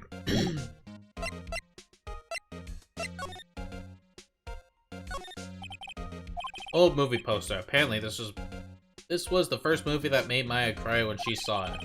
I'll have to check it out one of these days. Like if you cry every time. Buy a painting. Maya's desk. Perfectly clean as always. The only thing is missing is Maya. Welcome to sadness. Sky is blue and so am I. There's a hotel right across that way. He's blue, dabba dabba dabba. I don't know. I don't know how you do that. Maya's favorite potted plant. I remember it had this bizarre name no one could ever remember. Orderly and strict up, pal. What was that?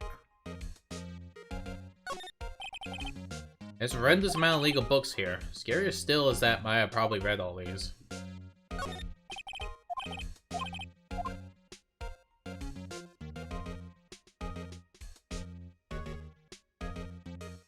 Alright. Well, that'd be some investigations.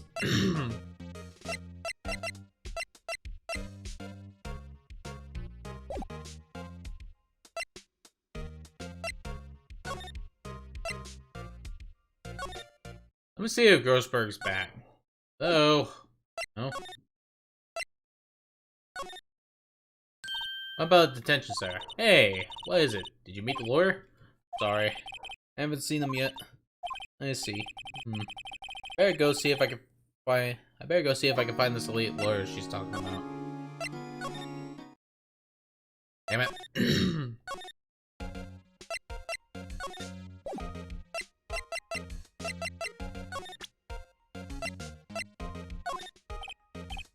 What's that? Alright, pal, but I got no info for the likes of you.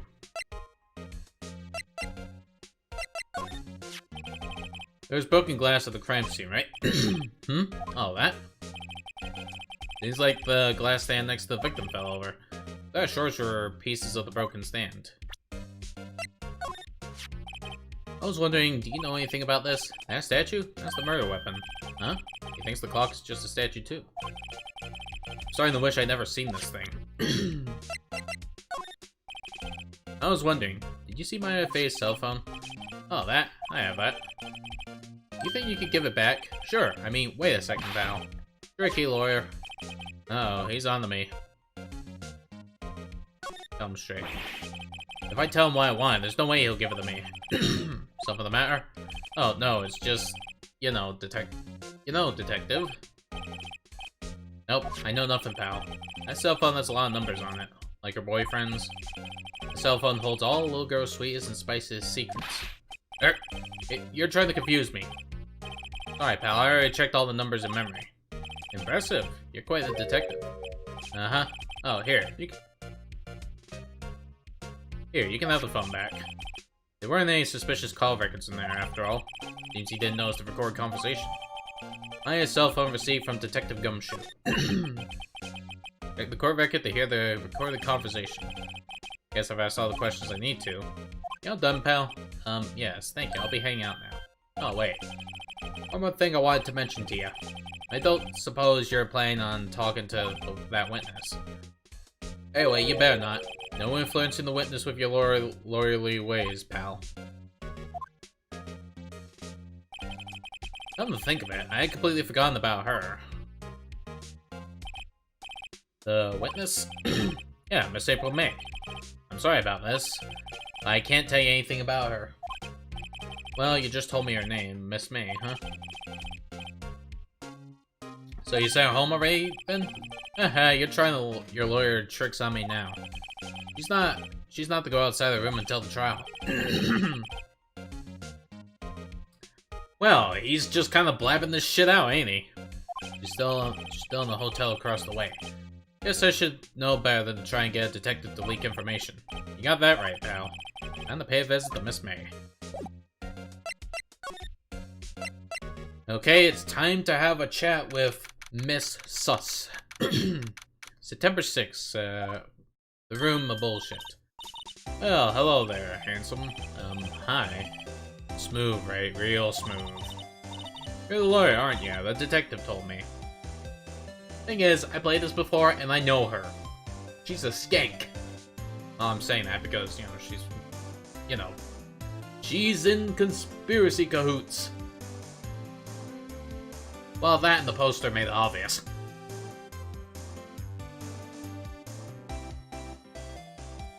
Why is she doing catgirl pose? I don't know. I think if all of us lot were just like right in front of her and she's doing that, we'd just be like, stop it. You know? You're the lawyer, aren't you? The detective told me. He said, don't say nothing to that lawyer, pal. Memo to self. Thank Detective Gumshoe for making my job harder. No, this is all like something out of a movie. It's all so exciting I can hardly contain myself. Oh, let me go freshen up so I can look the part of the beautiful eyewitness. I pay the lawyer that has to cross-examine this one. But what if we are the lawyer? Self-pity. Anyway. I see a sus. There's a screwdriver stuck in his drawer. I wonder what's inside. Hey. What are you doing? No touching. Ah, bad boy. You really shouldn't pry around in other people's rooms now. You wouldn't want to make me upset, would you? Upset? I thought she was gonna explode for a second there. I wonder what could be inside the drawer. Well, so much for examining. Do you think you could tell me something?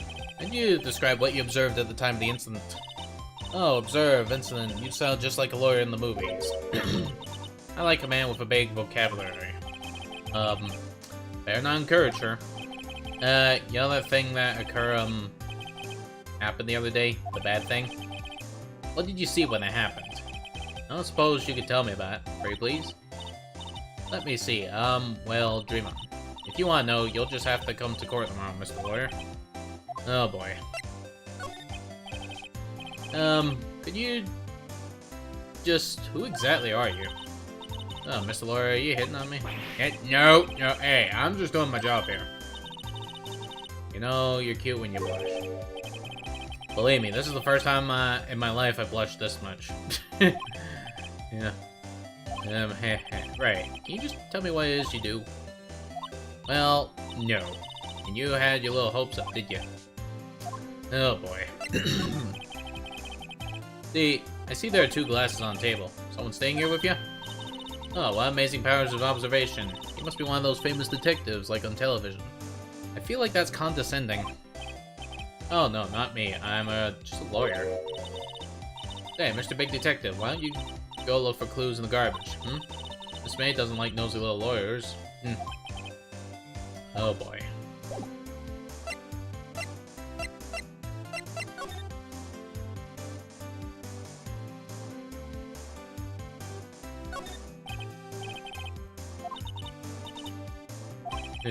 Maybe later.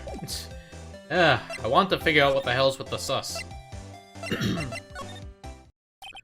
Seems like Mr. Grossberg is out. Maybe I should just wait here for him when he comes back. If that wasn't the most over-the-top clearing of the throat I've ever heard. So you're the one they say has been looking for me? Yes, that's me. He looks even grander than I imagined. He's fat. That's what he is. That badge on your collar. So you're a lawyer, are you now? Yes, well, yes. And what do you want? I'm not particularly busy these days. Please proceed. Not busy? And how come no one could get in touch with you? Something the matter? You came to see the one and only Marvin Grossberg, did you not? Well, here I am, boy. What do you want? Out with it. Well, sir, actually, it's about Maya. Maya Fey. Hey, look, the leading loss of attitude of suspicious. Yes, Maya Fey. Go on. Why the strange reaction? I'm really quite busy here, son. I can't go taking cases on a day's notice. No, it's quite impossible. Wait a second. How'd you know the trial was tomorrow? Anyway. I'm afraid it's entirely possible for me to represent her. Sorry, end of discussion. What's going on? He refused me before I even got a chance to ask him. What do I tell Maya? Tell him that he's a fat sumo prick? Maya's not here. She must be in questioning. They probably won't let her out for a while. Maybe I better go talk to that lawyer again.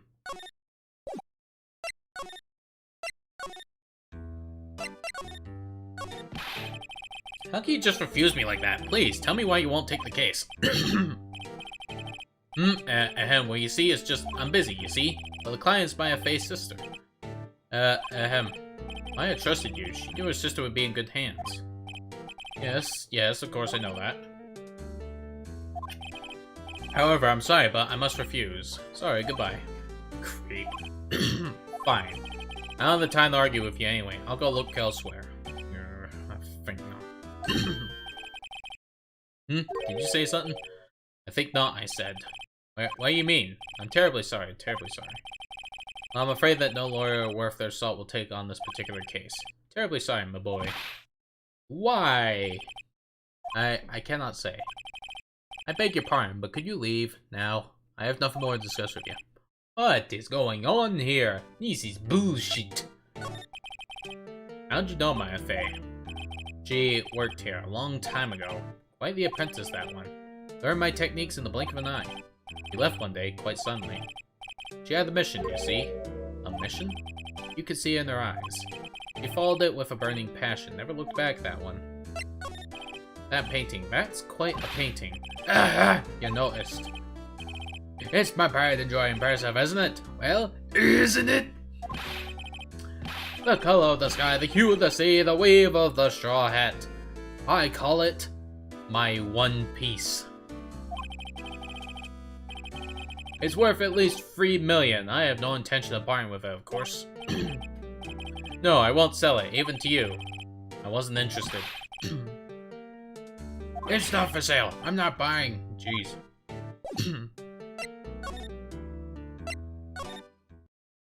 Let's see if we can talk to Maya again. Hi, oh, you're back. Did you find the lawyer? Well, what do I tell her? Well, see, just be honest. I really don't think you should use that guy. He didn't seem healthy. It was all skin and bones. What really happened? You don't mean he refused to help? I see. I've been abandoned then. Damn, this is depressing. What about your family? I only had my sister. My father died when I was very young. And I don't know where my mother is. Don't know? So she could still be alive? The women in my family have been mediums for generations. They say a lot of spiritual power runs in our blood. About 15 years ago, our family was involved in an incident. There was a man and he ruined our mother's life. Ruined? After that, she disappeared. Several years after that, my sister announced she would become a lawyer and she left the mountain. So, you live by yourself? Yes, I've gotten used to it. Oh, also, I had to become independent or I would lose my powers. I feel bad for her. All by herself up on that mountain. So, who was this man who, ruined your mother? About 15 years ago, there was an unusual murder case. It made quite a stir. Everyone was talking about it, apparently. The police were running out of leads, and they were getting desperate. Wait, they didn't use a spirit medium, did they? The police convinced my mother to try and contact the victim. Wow, so what happened? The case was solved, we thought. You thought? The man my mother helped the police capture was innocent. Oh. The police consultation with a medium had all been carried out in secret, of course, but a man found out about it and leaked it to the press. He told all the papers that my mother was a fraud, and the media jumped on it big time.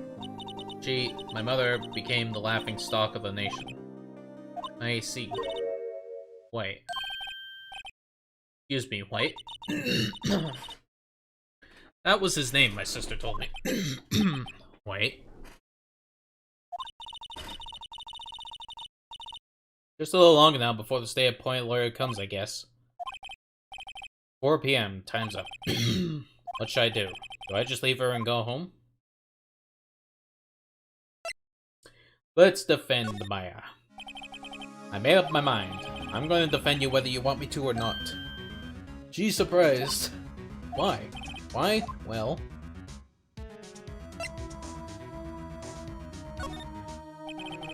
You aren't the culprit. Someone else is. How do you know? I have a hunch. Given the evidence, it would be easy to assume that Maya was the killer. But there's something about this whole thing that smells fishy. That witness's strange behavior. Was that all an act? In the way that that lawyer refused to help out Maya. But more than all that, she has no one left to help her. Nothing is more sad or more lonely than that. I know. I've been there. A long, long time ago. Why did I become a lawyer in the first place? Because someone has to look out for the people who have no one on their side. Maya, I won't abandon you. You can count on me. That's so kind of you. And look, she cried. Like if you cry every time. She liked it. Well, let's fight this one and get you out of here. Right, thank you. Woo, she smiled at last. Looks like she looks like an entirely different person. One last question. You are innocent, right? Yes. And I trust you. So you trust me too, okay? It's a deal. So, what next? There's something that's been bugging me. Just what was inside that strange woman's drawer? It was when I tried to look into her drawer that she got all defensive. There has to be something in there. We must deal with the screws. Good afternoon, sir. Excuse me, you are... I beg your pardon, sir. I'm the bellboy of this establishment. At your service, sir. Oh, right. I just come up to deliver room service, sir. Do you know where Miss May might be? I believe our guest Miss May is currently using the, facilities? If you have no need of anything, I'll be taking my leave. Please, stay as long as you like. Enjoy. Yeah. Wait, no, hey! Why does it seem like every time I come here, I end up embarrassing myself? Wait, now's my chance to snoop around a bit. I almost forgot. Gah! You came back quick. Might I ask you to inform Miss May that there is a message for her? Please tell her that Mr. White of Blue Corp phoned. Oh, right, sure. Mr. White of Blue Corp? Where have I heard that name? Wait. That was his name, my sister told me. White was the name of the guy who ruined Maya Meyer's mother. Could it be a coincidence? I think not. Check the sus. Out of that half-open drawer, now's my chance to see what's inside. What do we have here? It's a wiretap? What would a woman like her be doing with a thing like this? There is definitely something suspicious about this Miss May. Why would she have something like this in her hotel room? There's a story behind all this, I know it. Alright, I'll be using this bit of evidence in tomorrow's trial, that's for sure. For Maya's sake. I'll get to this woman's bottom. Wait, I mean, you know what I mean. Oh, Bellboy, he's still... Oh, Bellboy, still there? Uh-oh, time to scram. I look forward to tangoing with you tomorrow, Miss May. In court.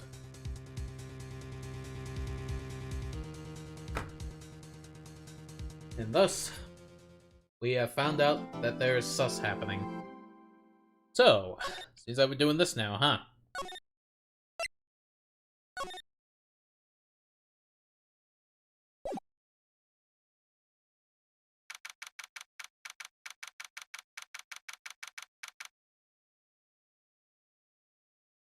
Yeah, sorry, right now I'm just taking a piece of cake.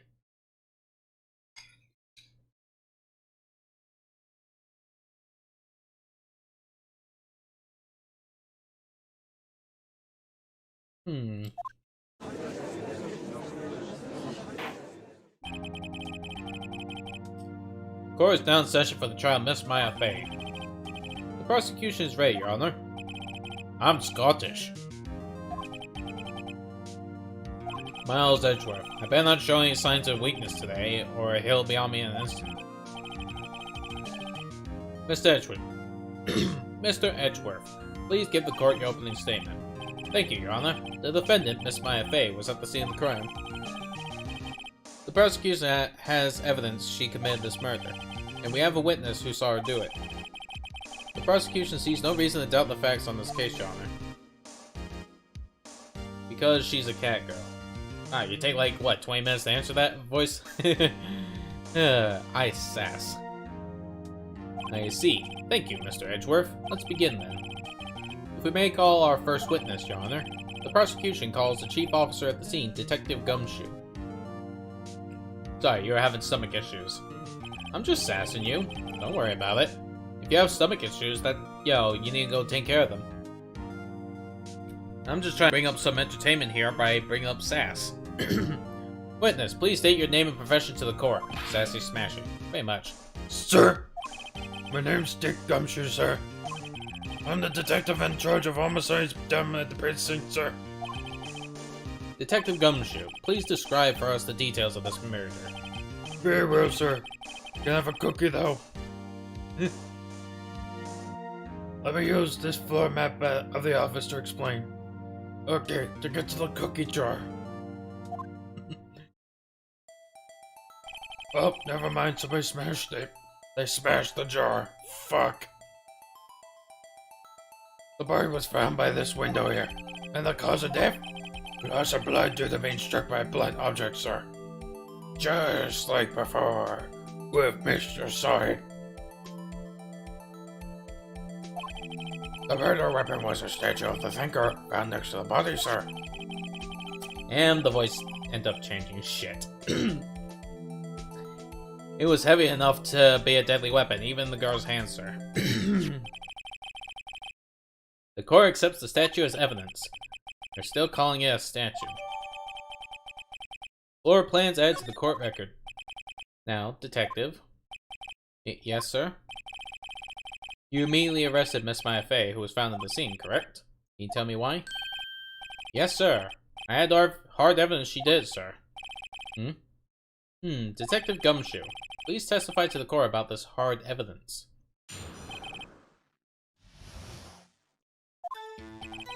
As soon as the phone call came in, I rushed to the scene. There were two people there already. The defendant, Miss Maya Fey, and the lawyer, Mr. Phoenix Wright. I immediately arrested Miss Maya Fey. Why? We had a witness account describing her. The witness saw Miss Maya Fey at the very moment of the murder.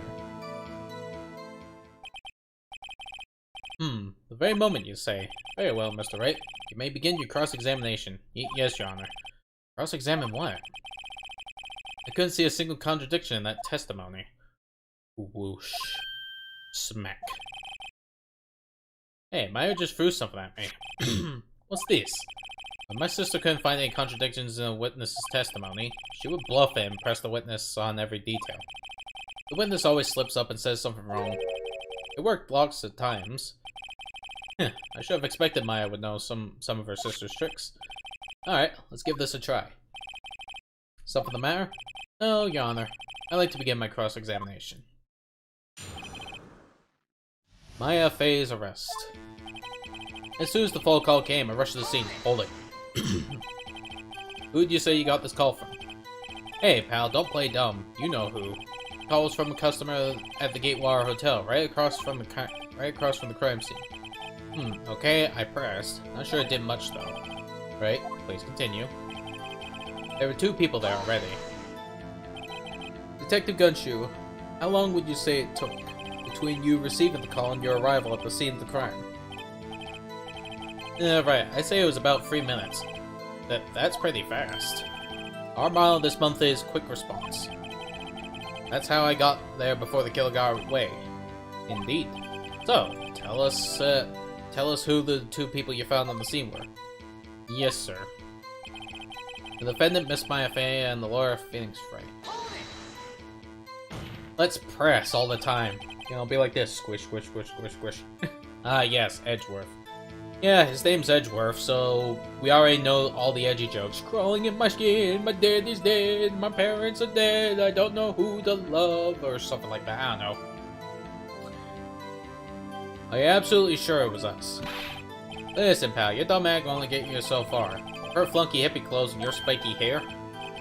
You two stand out like suspicious people at a crime scene. It only does have a point about her. He is pretty unmistakable. I should break my points to press with a little more care.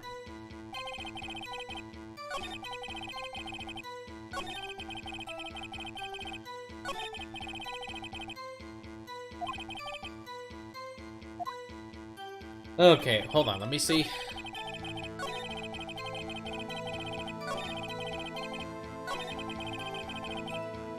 And the witness account describing her. They can save to press every line. Well, let's see. Hold on just 1 second. Yeah? If I heard correctly, you said you arrested her because you had hard evidence she did it, correct? Huh? Did I say that? Me? I heard you say it. You did say it. You said it. Exactly what about the suspicious woman in Pink's claim was hard evidence? What? Miss May isn't suspicious, and she sure isn't Pink, pal. Well, I guess she is Pink. That's enough, Detective Gumshoe. Do you have any more solid proof other than her claims, Detective? I guess Pressy can have its advantages.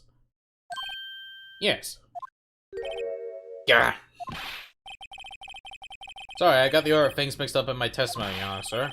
It was something I should have told you about first, Your Honor. Very well, Detective. Let's hear your testimony again. Hard evidence. After securing the suspect, I examined the scene of the crime with my own eyes. I found a memo written on a piece of paper next to the victim's body. On it, the word Maya was written clearly in blood. Lab test results show that the blood was the victim's. Also, there was blood found on the victim's finger. Before she died, the victim wrote the killer's name. What is with every person on those stands lacking eyes? It's like they're all shadowed over. It's like... How do you like that? That's my hard evidence. Before we begin cross-examination, I have a question for you, Detective. Your Honor? Why did you testify about this vital piece of evidence the first time? I know. I'm real embarrassed. I forgot about it, Your Honor, sir. Try to be more careful. Very well. The defense may begin its cross-examination. Now to cross-examine this sheet. After securing the suspect, I examined the scene of the crime with my own eyes. You know I have the paper in my pocket, right? Did you find any evidence? Now, don't jump the gun on me, pal. Just listen, I'm getting to the good part. I got a bad feeling about this. I found the memo written on a piece of paper written next to the victim's body. Just because you found it next to the body doesn't mean the victim wrote it. Then who did write it, smarty pants? Who?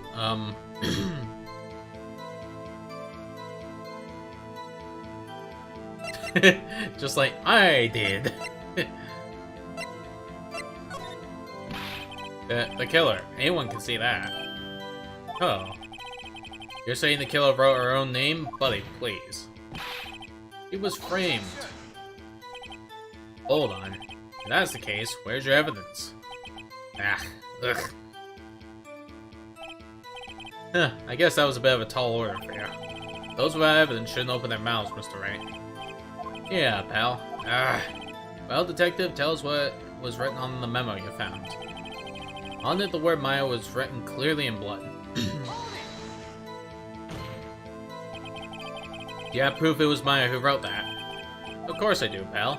Uh-oh. You sound pretty confident. This might not be good. Lab test results show that the blood was the victim's. Yeah, see something a sec. Blood force trauma, death was instantaneous. Wait a sec.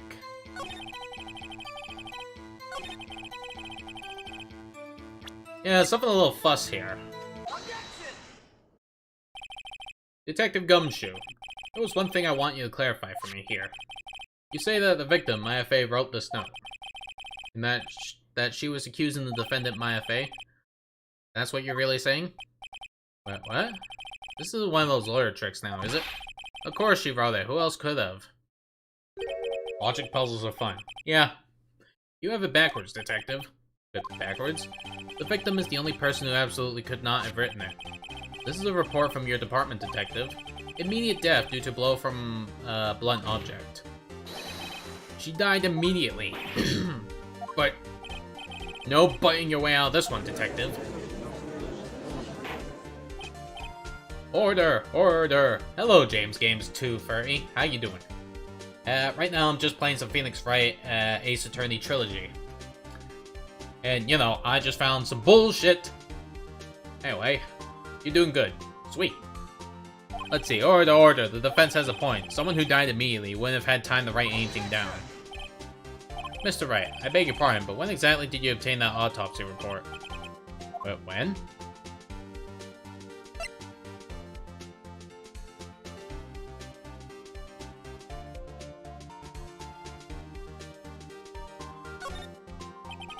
It was the day after the murder. The prosecution's point being... The autopsy report is outdated, Your Honor. I see Edgeworth having a sus look on his face. What? A second autopsy was performed yesterday at my request. Death was almost immediate due to a blow from a blunt object. But there is a possibility the victim lived for several minutes after the blow. I received these results this morning. No way. Your Honor, it's quite easy to imagine that the victim did have time to write Maya. That is all.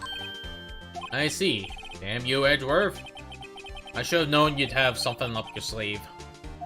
Well, I feel like this is a fabricated evidence. Why, Mr. Wright, you look shocked.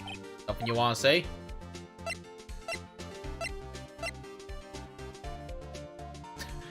Jeez.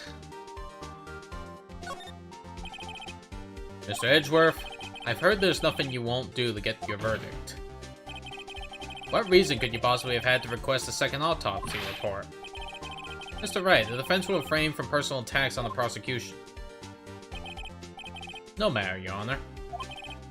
Mr. Wright, say what you will, the evidence in this report is undeniable. Your Honor, I submit this report to the court. Understood, the court accepts the evidence. Oh, this is bullshit. We're getting fucking swamped on our second case. Well, Your Honor, the evidence strongly suggests the victim was identifying the killer. I suppose that's the obvious conclusion, yes. Darn, this isn't good. The prosecution would like to call its next witness. This poor innocent girl saw the murder with her own eyes. Then we start fucking showing her the fucking wiretap. I saw you tapping in the phone calls. Let the witness, Miss April May, take stand. Exactly what part of her is innocent? Because she keeps fucking betting everybody that visits. Ugh. Not this tune. I'm not gonna lie, this is the one time I don't want the tune playing. As much as it's catchy, I don't want it playing every time I see that hateful character. Okay, if you don't mind, I'm gonna eat a piece of cake.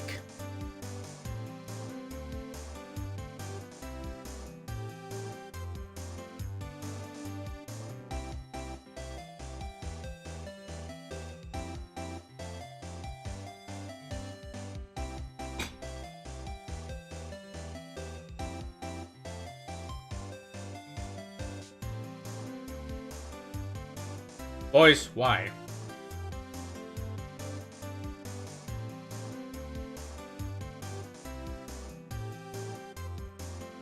Also, enjoyed.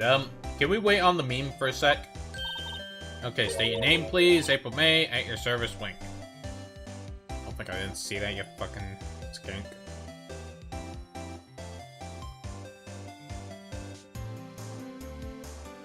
You were away for like 20 minutes on a shitter. Give you a break. Alright. Anyway, I'm just trying to find a way to get rid of the tune. Hold on. There we go. Okay, we will take a look at this meme.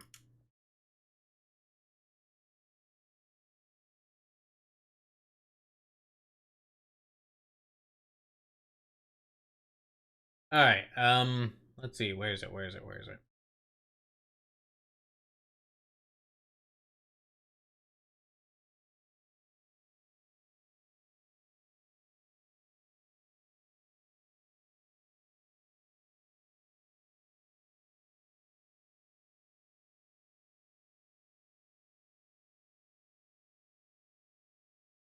Alright, give me a sec.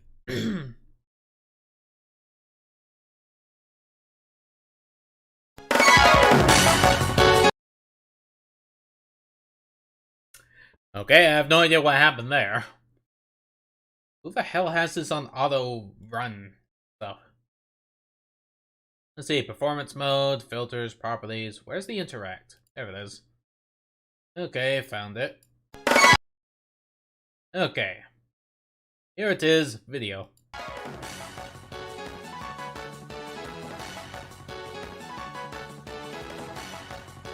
Jeez.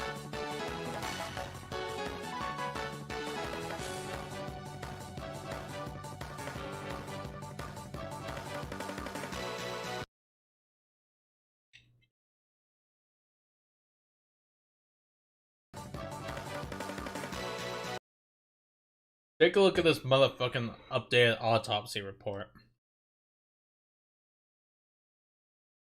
So yeah, that was that. That was a meme. Well, well Ninjoid, well done for relevance. Kudos. Let me clean that up. Alright, where was we?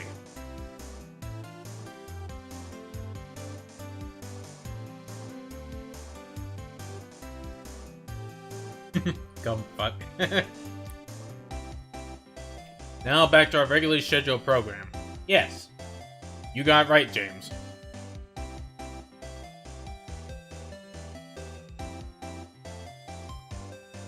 An introduction should not require any reaction from the crowd. The witness will refrain from wanton winking. Ah, yes, Your Honor. This is not good. She's already captured the heart of every man in this courtroom. Tell us, were you here on the night of September 5th when the murder occurred? Gee, I was like in my hotel room. I checked in right after lunch. And this hotel is directly across from the Fay & Co. law offices. That's right, big boy. Yeah, keeps doing that kind of thing. Please testify to the court about what you saw. Witnesses account 84757. That's what I'm guessing what her account is. Now look at her fundings. It was like 9 o'clock at night. I looked out the window, you know? And then I saw a woman with long hair being attacked.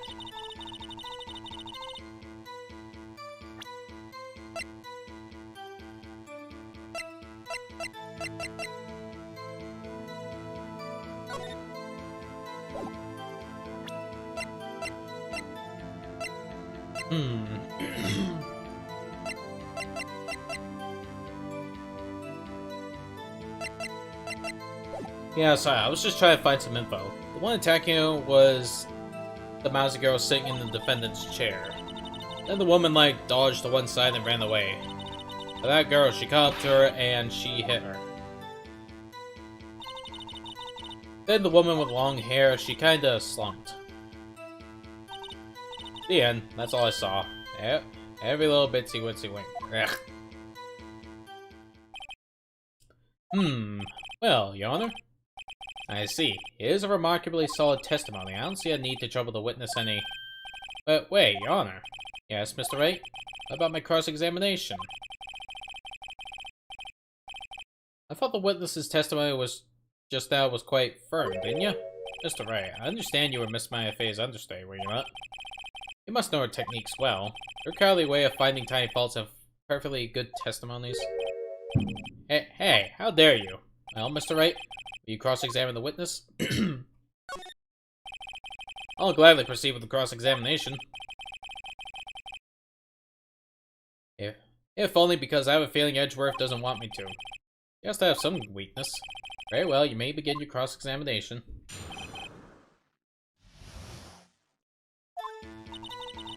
It was like 9 o'clock at night. I looked out the window, you know? Let's press for everything! Why did you do that?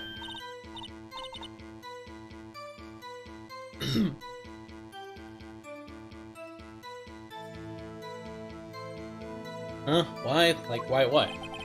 Why did you look out the window? Are you expecting to see something? Oh, well, gee. What, that's it?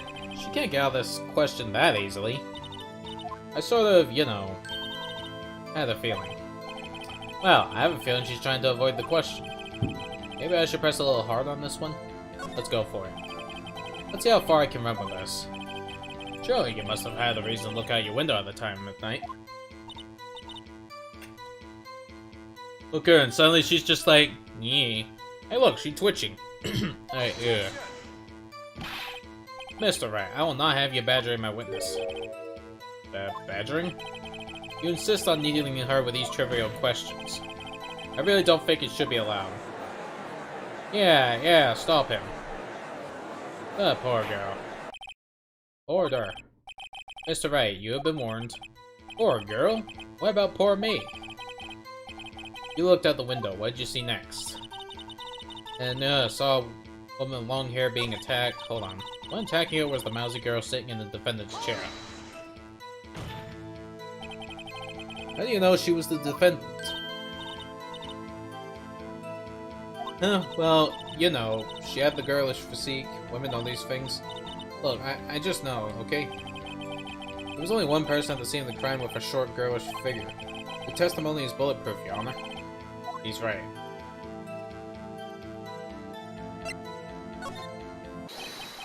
Hold on a minute. The testimony stinks. Wait, what? Miss May, I'm willing to bet that...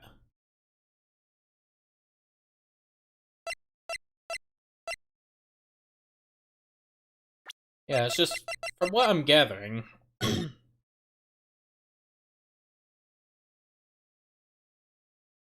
like, sitting on the defendant's chair. It's kinda weird. Well, I want to bring up this fucking wiretap right now.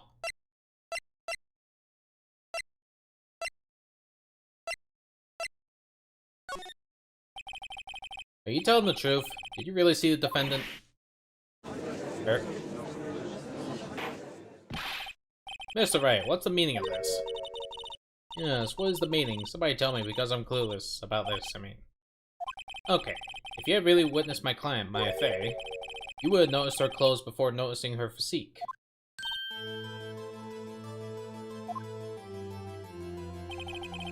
No one wears clothes like this on a daily basis, except her. I'm no expert on fashion, but her hairdo looks far from normal to me. However, the witness testimony mentions neither of these things. The testimony is bogus. But still, we don't know if she was dressed that way the night of the murder. She was, Your Honor. I saw her. And so did Detective Gumshoe. What do you say to that, Miss May? Well, what are you trying to say, you mean lawyer? Yeah, I saw what I saw. I just didn't think all the trifling little details were necessary. Miss May, the court would like to remind you to please omit nothing in your testimony. Yeesh, she keeps trying to seduce every fucker around. Your testimony again, if you would. Damn, I almost had her. Okay, let's see. I did see everything. I did. The victim and the woman dodged the first attack and ran off to the right. Then the girl in the hippie clothes ran in after her. She hit her with that weapon. I saw it. I did. That clock, that kind of statuary clock? The Thinker, I think. Well, does the accuracy of my report not startle you? Wait a sec. How does she know about the Thinker as a clock? She did see a putty cat, she did. Might as fucking well. But yeah, this is sus. I see. I only wish it had been so detailed from the beginning. Please begin the cross-examination.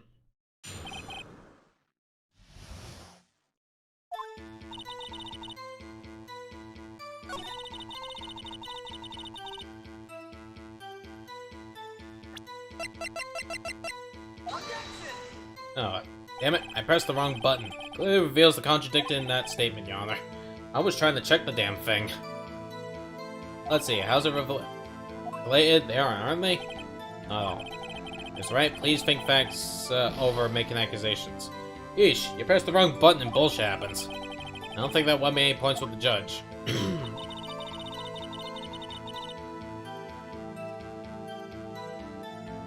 Okay, before anything, I'm just gonna save while I can. Because this is gonna be dumb if I'm not careful. Okay, we present properly this time. We press A to check. This ain't helping. Let me press on this. Is that right? Is that right as in you're right as you look for the hotel? Which hand do I hold my knife in again? Right. It was my right hand, right? Satisfied, Mr. Wright? Please continue. Then the girl in the hippie clothes ran after her. Let's keep pressing. How convenient for you to remember her hippie clothes. That's what that's what she was wearing. Oh, and her hair was all done up like a bun. What happened then? Isn't she here with that weapon? I saw it, I did. Where did this weapon come from? She picked it up from the desk. I see. What sort of weapon was it? That clock, that kind of statue clock. The thinker, I think?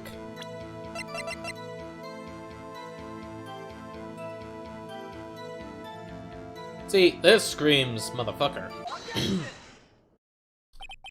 See, this is what I wanted to press the objection button on the right segment. But, you know, when I was trying to do the other thing, I messed up. Miss May, what you said just now was quite revealing. Revealing? You'd like that, wouldn't ya, naughty Mr. Lawyer? You just said that this statue of the Thinker was a clock. There's no way of knowing that just by looking at it. Another person in much the same position you are recently called this a clock too. And he was found guilty of murder. Order, order. Miss May, can you explain how you know this was a clock? The witness saw the murder with her own eyes. That's all the important here. The defense is trying to confuse the issue with trivial concerns. Yes, of course. You withdraw your question, Mr. Wright. But questions are all I have, Your Honor. And as you may recall, I've caught murders with these questions before. Well, only once.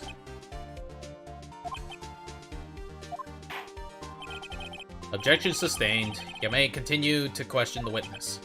Phew, that was close. If you stopped me there, the trial would be over. What? So, what happens now? What happens now is that you answer my question. How'd you know it was a clock? What? Hold on a sec.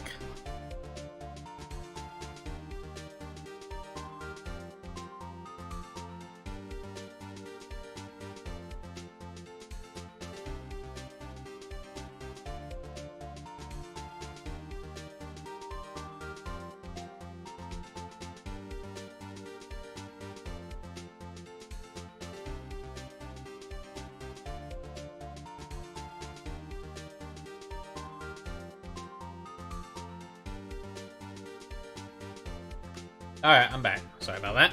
Because I heard it? Yes, I heard it say the time. So you've been to the law offices of Fane Co. No, hey, I didn't say that. Why would I go there? I heard it from my hotel room. Law offices of Fane Co., where the murder took place, is very close to the hotel. She could have easily heard the clock. Well, Mr. Wright, are you satisfied? No, Your Honor. I can't give up now. I'm not satisfied because...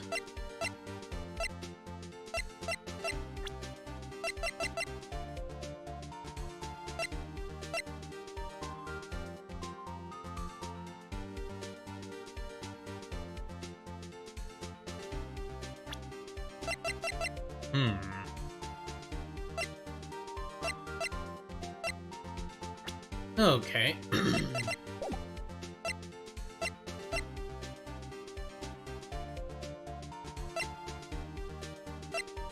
Yeah, it couldn't have wrong. Your Honor, members of the court. It is inconceivable that the clock in question rang.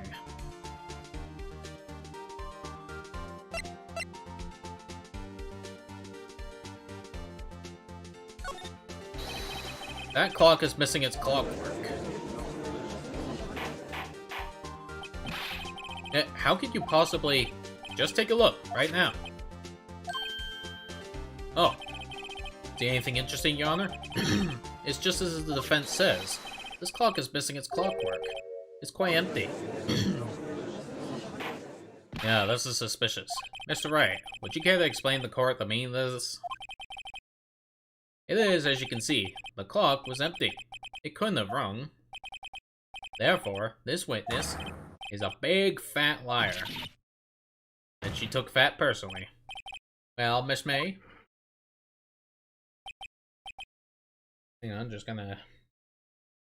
Yeah, it was just, when someone came to my room, they just gave me, like, a plate of cookies. And I'm just like, well, I'm gonna have diabetes tonight.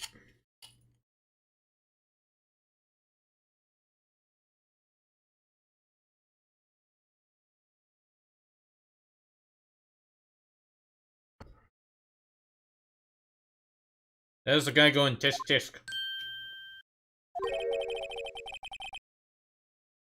What are the show you put on for us, Mr. Wright? He knew the clock was empty, somehow. He knew. I'm afraid you've forgotten one thing, however. Indeed, the clock is empty, as you say. It can't ring. However, we must ask, when was the clockwork removed?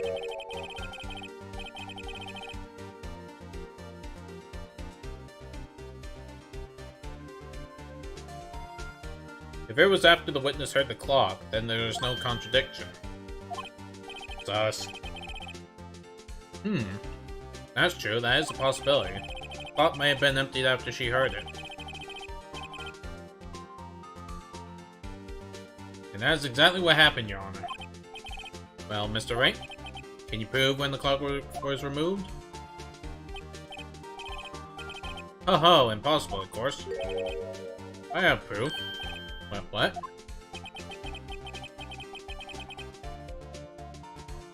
Wasn't it you who told me proof is everything? Well, I was listening. And now I'll show you the proof you like so much. The evidence that proved when the clock was removed is...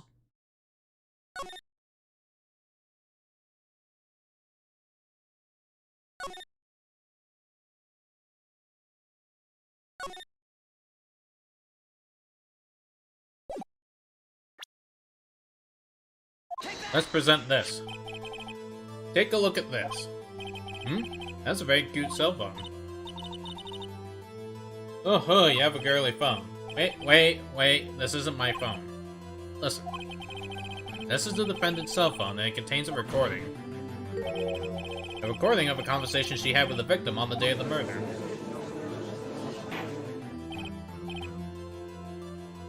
Order! The defendant's cell phone? This wasn't brought to my attention. Perhaps Detective Gumshoe overlooked it. A good detective better remember he's up for evaluation soon. The way he grumbles. I gotta say, I'm starting to feel bad for the big fella. Let's hear the conversation. So you just want me to hold on to the thinker for you then? If you could. I should probably tell you, the clock isn't talking right now. Huh? It's not working? That's lame. I had to take the clockwork out, sorry. September 5th, 9:27 AM. Your Honor, I think this makes it clear that the clockwork was already gone by the time this was recorded. Which was well before the witness even arrived at her hotel. Look at her, she's going, meh. Well, Miss May, would you care to explain this to the court? Just how did you know that weapon was a clock? Well, is it obvious? I saw that clock before. What store was that again? I go to so many. Yep, I forgot. So the witness had seen it before. That would make sense. Does the defense have any objections, Mr. Wright? I do. The witness claimed she had seen it before, but this directly contradicts a piece of evidence already submitted to this court. Well then, let's see it. Please produce this evidence that will prove the witness had not seen the clock before. It's simple. This clock was never in any store, ever. What? A friend of mine made that clock. Only 2 exist in the world. And that one, and the one that isn't here is in police custody. Impossible. Everything is sold in stores. Miss May, I think it's high time you went shopping for a better excuse. Oh? Excuse is not on sale today?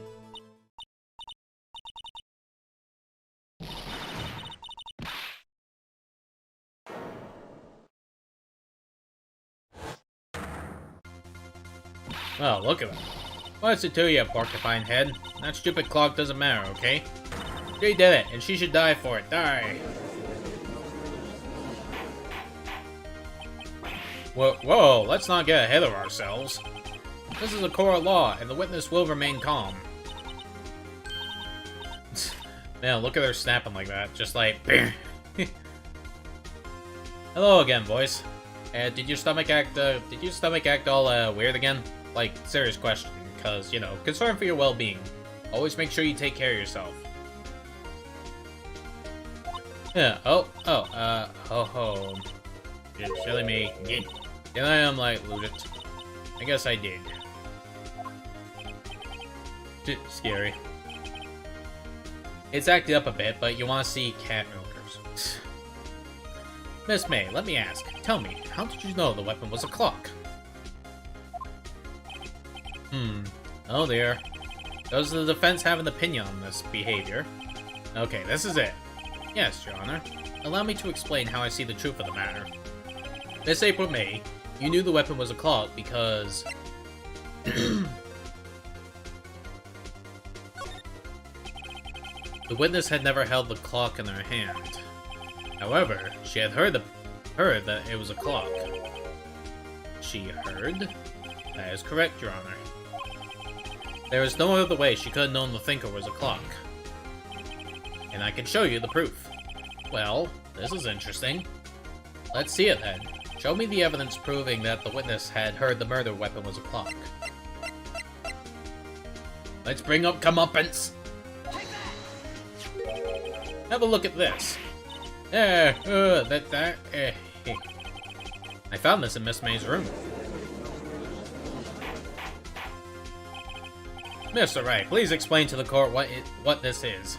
It's a wiretap. What do you think? Look at this. What do you think of it? Miss April May, you were tapping the victim, Miss Maya May's phone, were you not? Your Honor, this is irrelevant. I'm not entirely sure that it is. Objection overruled. It troubles me that our witness was in possession of a wiretap. This is outrageous. Does the defense truly claim that the witness was tapping her phone? Absolutely. Even if that was the case, which is not, you still have to prove one thing. Did the victim ever say that the weapon was a clock on the phone? Can you prove that? I think not. Oh yeah? I think I can. It's simple. What? Here's my proof. The proof that the victim said on the phone that the weapon was a clock is... Let me double check.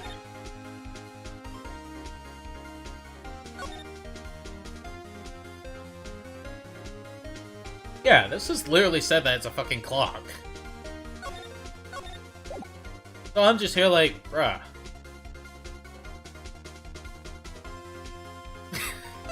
What are you doing?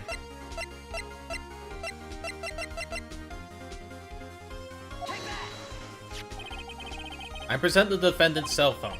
Yes, we've seen that. Listen once more to the conversation between the defendant and the victim. Oh yeah, what's up? You haven't called in a while.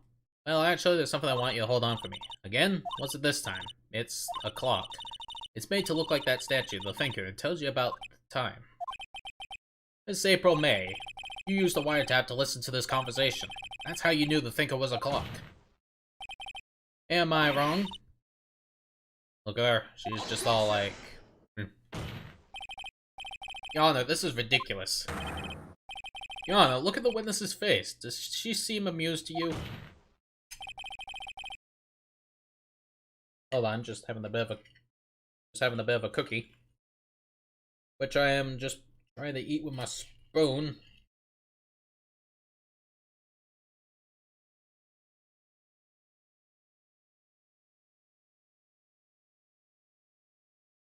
Yeah, homemade.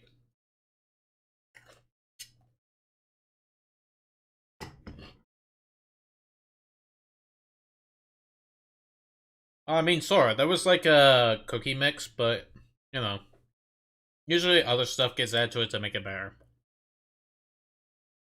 The defense demands an action. Ah. The defense demands an answer. Objection, cuts the Solar stuff in his face. Yes, sass. Look at her, she angry. Witness, answer the question. Did you tap her phone? Miss May! Shut up, all you. What gives you the right to talk to me like that? You lawyer.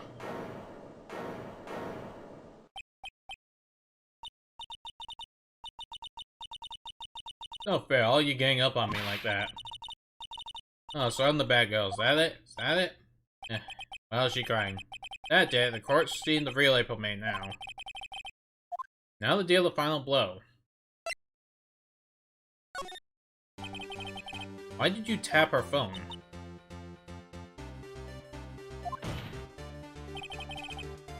Answer the question. Do I have to? Isn't this a murder trial? Isn't tippy-tapping, irrelevant? Gosh, she's saying exactly what Edgeworth wants her to say. Miss May, you were tapping the victim's phone. I hardly call that irrelevant.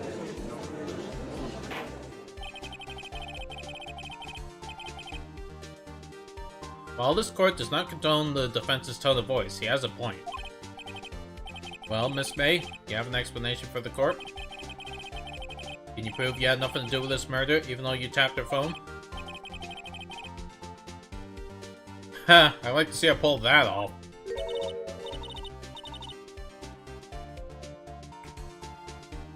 Mr. Lawyer, I saw that evil grin. You're probably thinking, I'd like to see her pull that off, aren't you? Damn, she's good. Well, you're not the first man who's thought that, and of course, I can and will. You can't be serious, no way. Way, I say way, and I assure you I'm serious, Mr. Lawyer. Okay, so the killing happened around 9 at night.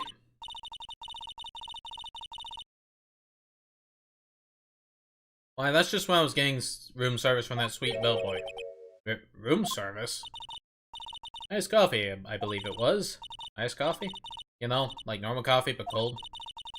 If you don't drink it quick, the ice melts and then you have regular cold coffee. Iced coffee? Think I'm making this up? Ask the bellboy. Here we go, the witness was not at the scene at the time of the murder.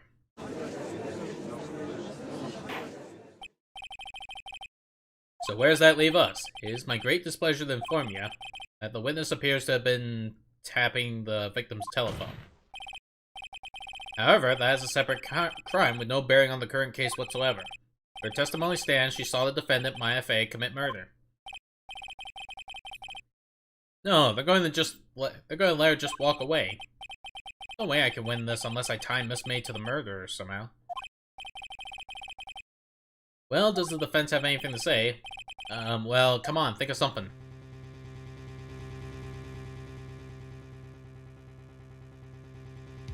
Let's call the bellboy as a witness. The defense would like to call the hotel bellboy as a witness.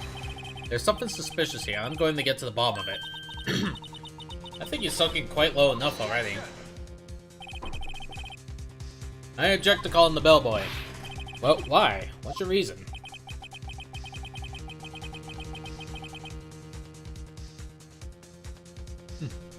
Because I hold that the wiretapping had nothing to do with the killing. However, if you agree the one condition, I'll consent to calling this witness. Condition?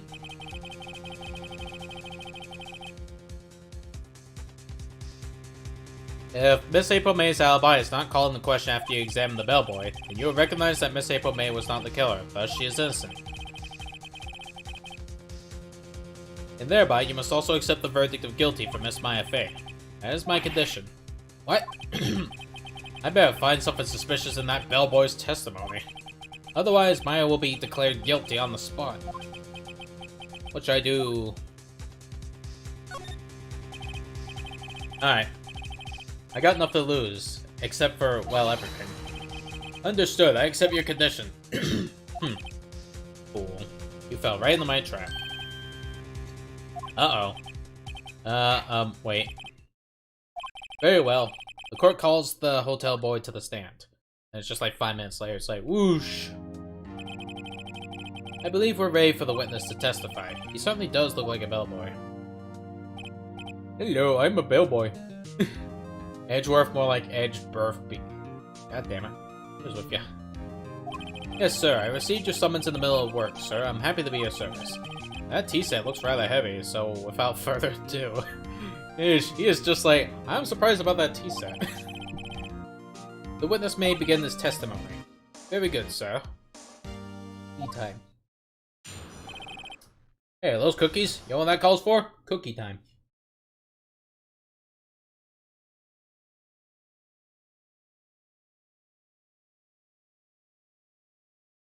Tea time for the bald crime. What?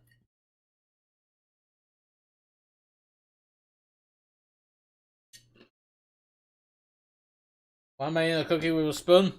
I don't want to get my fingers greased up. I am the head bellboy at the Fine Gatewar Hotel in business for 4 generations.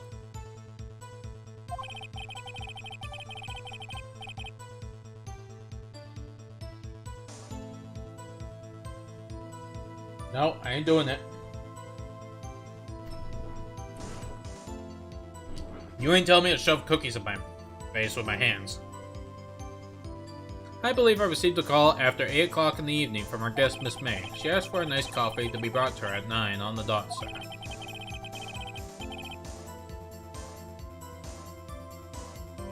I brought it to her at precisely the requested time, of course, and I delivered the iced coffee to our guest, Miss May herself.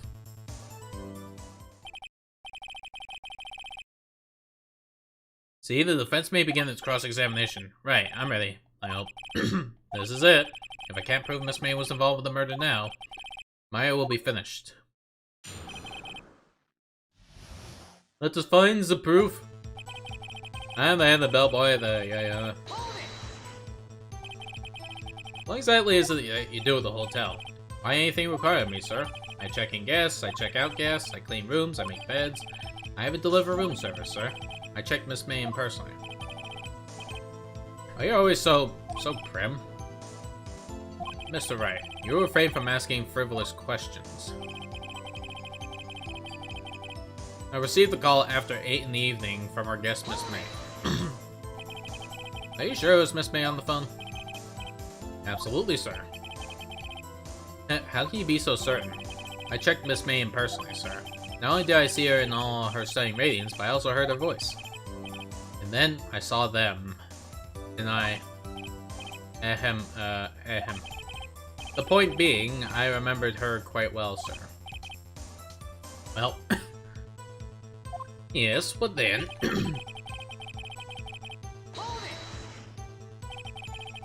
9 on the dot, you say? Yes, I confirmed that detail several times. She was watching a program on TV and wished to drink after she finished, sir. 9 o'clock, the time of the murder. I brought it at precisely the requested time, delivered the iced coffee to the guest, Miss May herself. Precisely 9 o'clock, then? Precisely, exactly, most definitely, sir, 9 p.m. How can you be so sure? Miss May was quite insistent that it be brought then. Bellboy, I like iced coffee at exactly 9 o'clock. Something like that, sir. Therefore, I knocked on the door at the crack of 9 o'clock, sir. Why would she be so particular about the time? And I delivered the iced coffee to our guest, Miss May herself. Sure as Miss April May herself?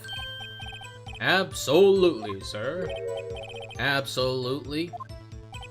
Yes, sir. As in, so very absolutely, sir. It's an endearing mannerism of mine. How come you're so very certain? Well, when I brought the room service, sir, the guest, favored me with an embracer, sir. Embracer? Is that French for embrace? It's French for kiss, sir. But not the French kiss, sir, more like a peck on the cheek. But why would she have done that? I believe perhaps she was momentarily swayed by my prim demeanor, sir. It was a moment I shall never ever forget, sir. Sounds pretty fishy to me. I think our Miss May was up to something and wanted the bellboy to remember her.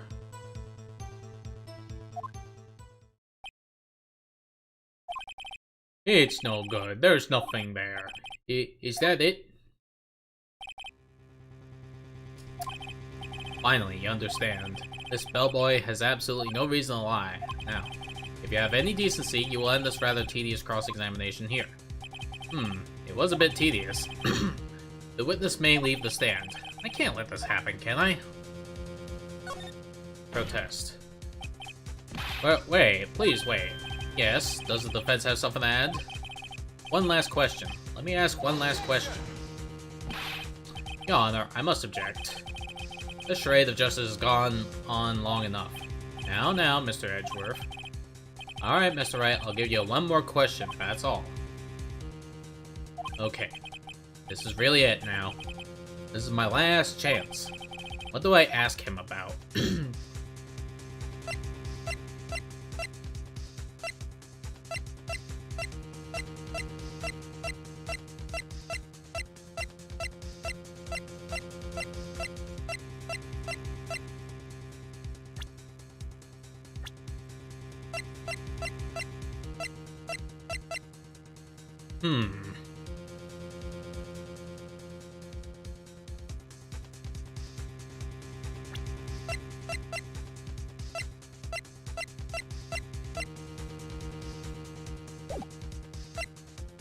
Maybe I should ask about the check-in, since he was talking about the room service.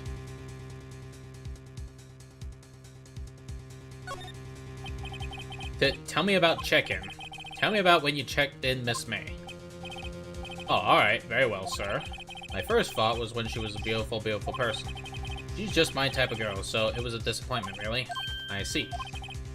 Excuse me, what exactly was a disappointment? Well, I am not without charm, sir, but even I'd have a little chance with our lover there. Hmm? What did he say? What did you say? Rather quiet. Bellboy, tell us the truth now. Did Miss May check in with another person? I object. That was objectionable. Judge being like, objection overruled. The witness will answer the question. Yes, I see. Well, seems like we saved our bacon there. Let me just save here before, you know, I do another fucking stunt like that. Why did you not mention this in your testimony? Well, sir, you didn't ask. Nice try.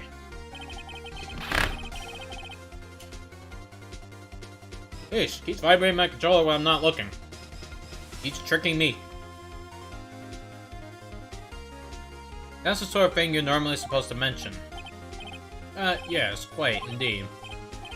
He was the, good barrister there, Mr. Edgeworth, who... Actually, he was going to slip no matter what you choose. Oh, okay.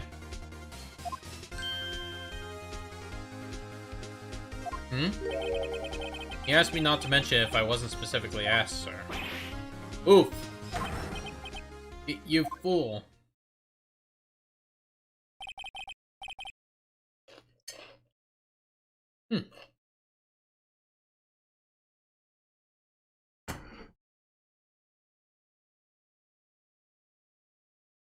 Well, thank you for the advice, James. At least I'm glad that it's not like a, hey, game over segment, you know? I've done it, I won.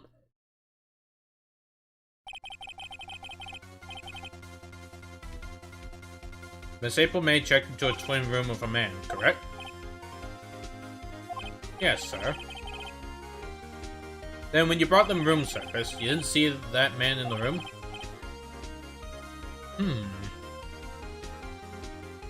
Yeah, that was one of the rare times no matter what you choose is the right choice. Cool. That's right, sir. Your Honor, we may have just learned of another person involved who may have been the murderer.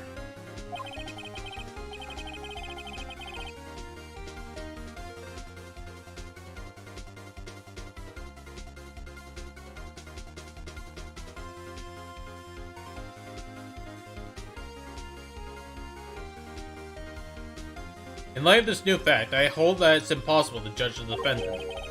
Wouldn't you agree, Mr. Edgeworth? And who, Mr. Wright? Who is this other person? Simple. It was...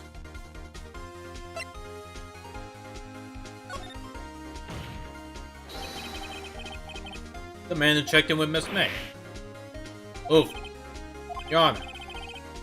As has been previously revealed, Miss April May was tapping the victim's phone. Yet Miss May herself has an alibi at the time of the murder.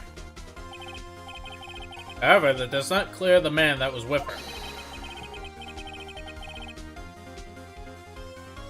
The bellboy saw no one else in the room at the time of the murder.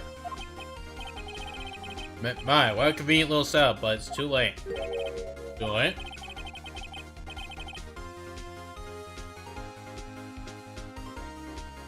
I suppose you'd like it if it was too late, wouldn't you? After all, it was you who hid the presence of the other man from this court.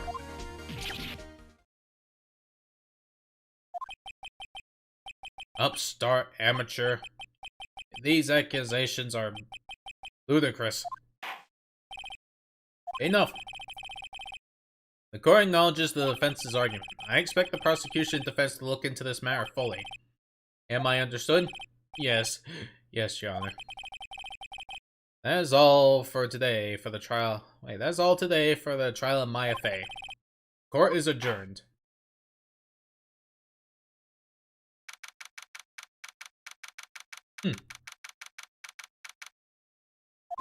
Well, there we go with that. Mr. Ray, you were amazing in there. Really? I think I might be your newest fan. Oh, I was just doing my job, you know? Then again, that other attorney was pretty cool too. Huh? That face of his, with his eyes wide and trembling lips. It sent shivers up my spine. You say so. So, what happens with me? Do I get to go home now? Well... No, I don't think so. Not yet. Oh, I see. Well, I got a great lead in today's trial. A lead? That man with Miss May. He's the key. Oh, I get it. What happened to Miss May after that, anyway? I heard they arrested her. I guess she's learning her charms won't work everywhere. She's probably at the detention center right now. I may have to go down there later. Anyway, this case is far from closed. Yes, sir. I'm gonna find out more about this man. Do you think he was the one who... Maybe so. Well, yeah, I saw him do it in the opening cutscene. Sis.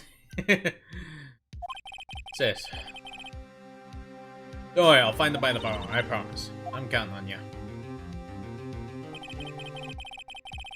As for a full record of April May's testimony, I thought it might come in handy during the trial tomorrow. But now that I have it, I'm not so sure. Most of her testimony was all lies. In fact, there was only one part that hasn't been stricken from the record.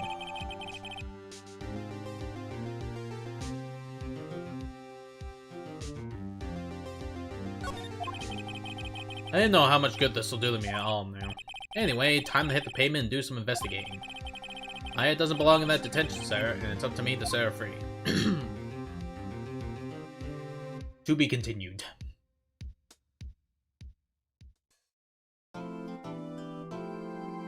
Yeah, get some Phoenix Wright bullshit evolved. And stuff like that. Yeah. I'm sorry, but every time I hear that tune, I keep thinking of that Phoenix Wright bullshit evolved series. It keeps making me laugh. I don't know. There was just like a bit to it that just made me laugh a lot. It's silly. Jeez, my neck. Shit, is that the dub series you were talking about earlier? Let's see. There was an episode of somebody saying that they hate tits, and there was basically Phoenix Wright and prosecutor Gavin. You know, both of them going, objection, and then they were all like, whoa, whoa, whoa, whoa, whoa, whoa, whoa, you know? It was like one of my favorite start-ups to that series. Yeah, good times. Good times. Detention center, visitor's room. Well, hello. Didn't expect anyone to visit me in such a dank place as this. Really quite moving. Not, you stinking lawyer, I hope you die. Have you come to laugh? Yes, laugh at the fallen Miss May. No, not really. Something I wanted to ask. Unfortunately, there's nothing I want to be asked. Haven't you done enough questioning, you spiky head? Here we go again, with a spiky head. Please, you're scaring the security guard. So, what is it you wish to ask me then, For starters, how'd you get to be so totally whacked? About that man who stayed with you in your hotel room. Can you tell me about him? Where is he? Come on. No way, Jose. Maybe if I had something to get her to talk. Why'd you place a wiretap on Maya's phone? Aw, when you say it like that, it sounds so cold, so criminal. Tapping people's phones is a crime, Miss May. Oh, I suppose you learned that in lawyer school, Great. This woman's impossible to talk to. Hold on.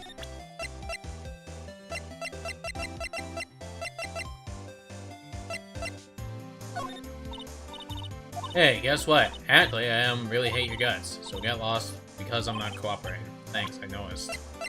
Ish. Trying to have a word with her and she just being, Okay, say, why are you so angry? I mean, you don't look like a bad person.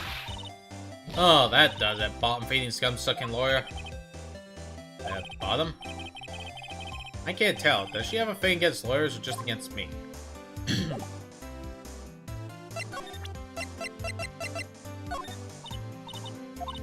Let's see.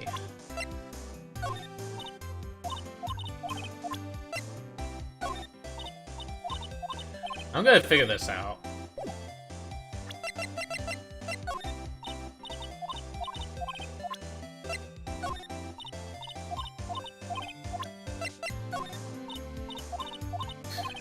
How does one even get to talk?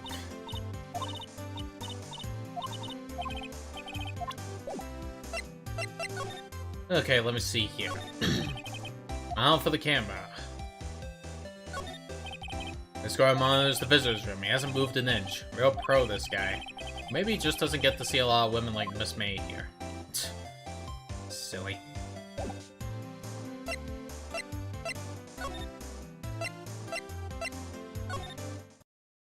You don't mind if I go to the hotel room?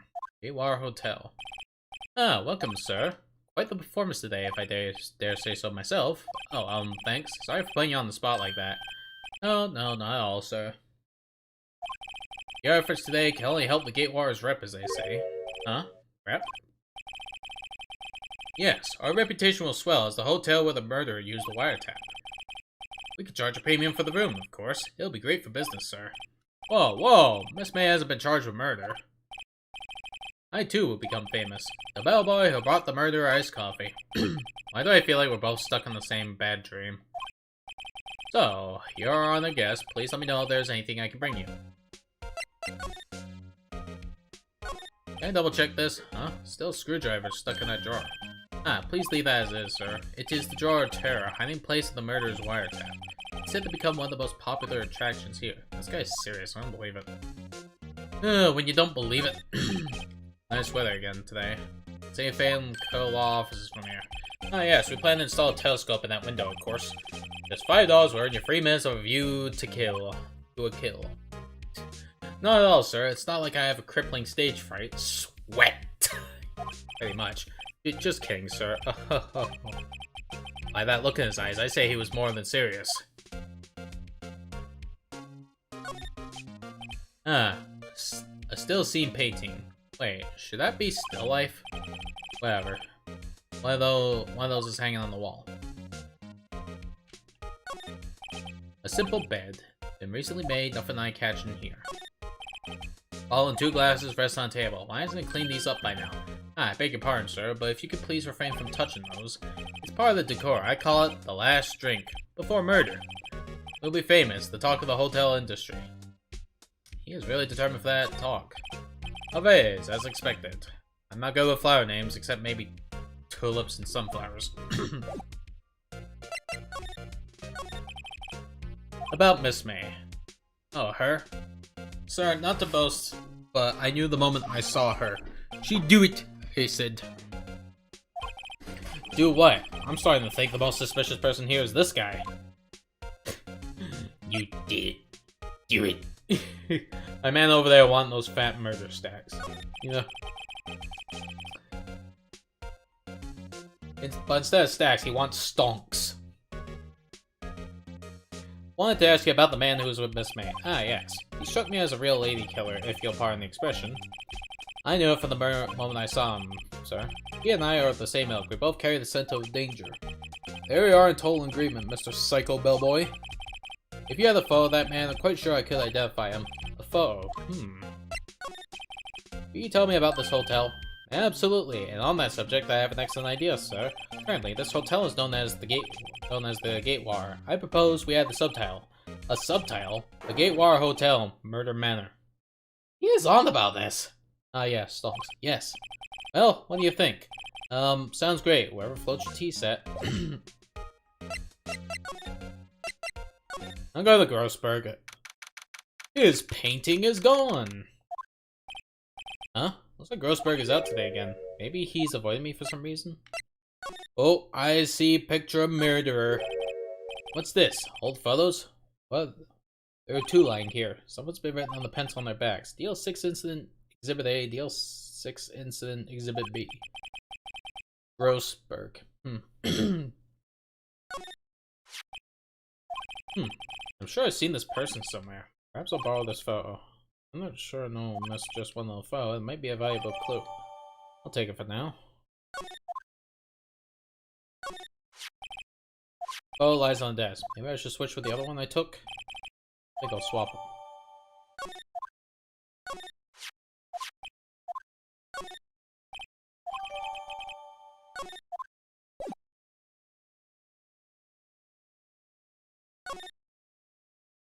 I can't have both. Let me steal them both. I must take them all.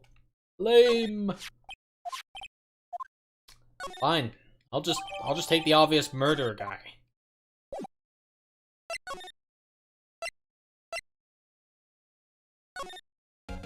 Well, yeah, I saw him doing the opening cutscene.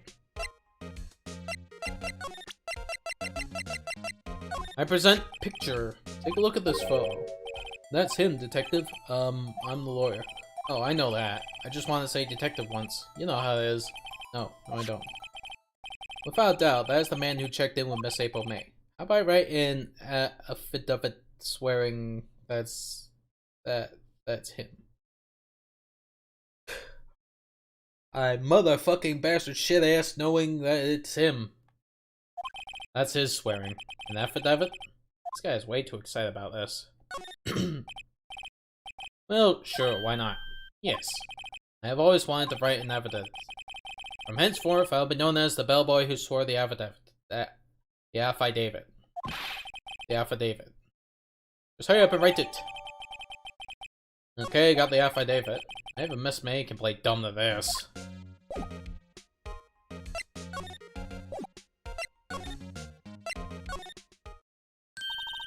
You again. Can't you take a hint and stay gone? Hey, the only reason I'm back here is because you won't talk to me. Oh, so it's my fault now? You don't just have spiky hair, you have a spiky heart. That does it. When this case is done, I'm shaving my head. I present to you... Bullshit! Have a look at this. Look, I've said several times I'm not telling you... Where did you... Aha! A reaction. This is him, isn't it? What? Who? When? Why? It is him. This is the man who stayed in your hotel room the night of the murder. No, that's not right. Nice try, Miss Cooperative. Do you have proof it was him? Yeah, proof. Show me proof. I'm so close. Could you have a look at this? What's that? The bellboy's affidavit. It tells us everything he saw, such as the man you checked in with, who was most definitely this guy.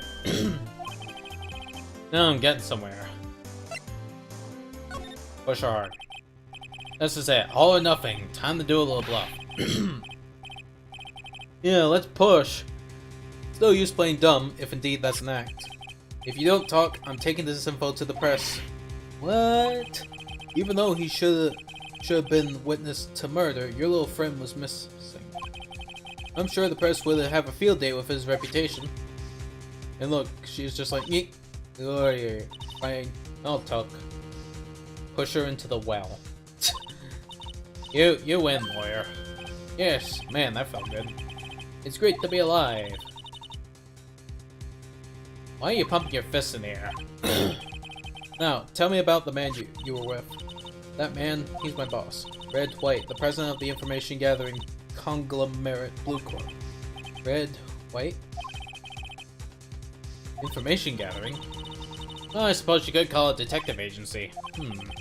So this is the man that was with you the night of the murder? I'm scared to talk. I don't want to end up like her. It's okay, I'll just ask Mr. White himself. Can you tell me where Blue Corp is located?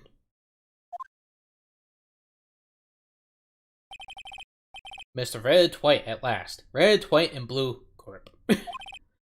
Finally, I laid on this guy. If April May couldn't have done it, that leaves him. Time to take action, because I saw in the opening cutscene. Bellboy's, a phi divot.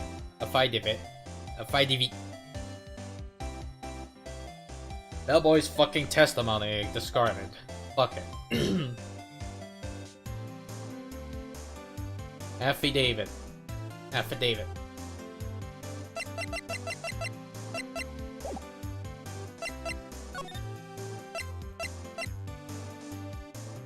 No to Blue Corp. Blue Corp Inc. CEO's office. What's with the surreal decor? Welcome! Please furnish me with the title of your personage. What the? I am the murderer. You saw me on the opening cutscene. Your name? What's your name? I was just inquirably asking the title that you go by. Right. Phoenix Wright. Inquirably? Mr. Wright, is it? Right, I see.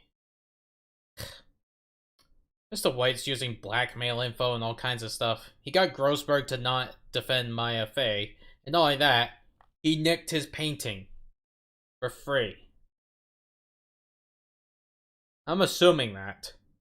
I don't know if he actually paid it, but Grossberg refused to sell that thing after paying fucking $3 million for it.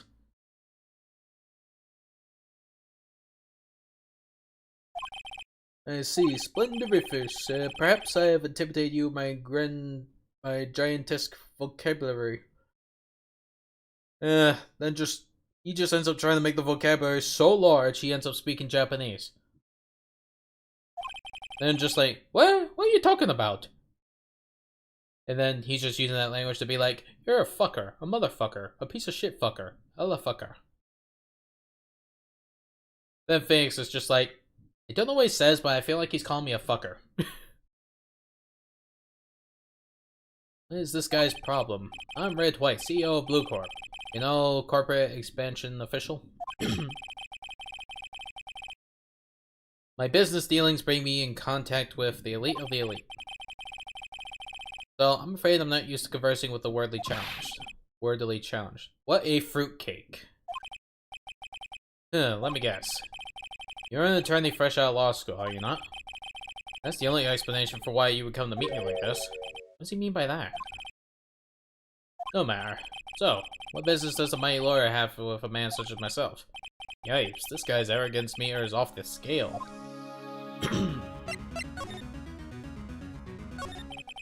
Miss May is an employee at Blue Corp, is she not? Correct. She was my secretariat. What a shock that it was to hear what she has done. What she has done? You mean the wiretap? Indeed. She is paid to answer phones. Tapping them is not in her job description. She does gather information for us as part of her duties, but I assure you, we do not condone illegal methods. It is ineffable that she would do this.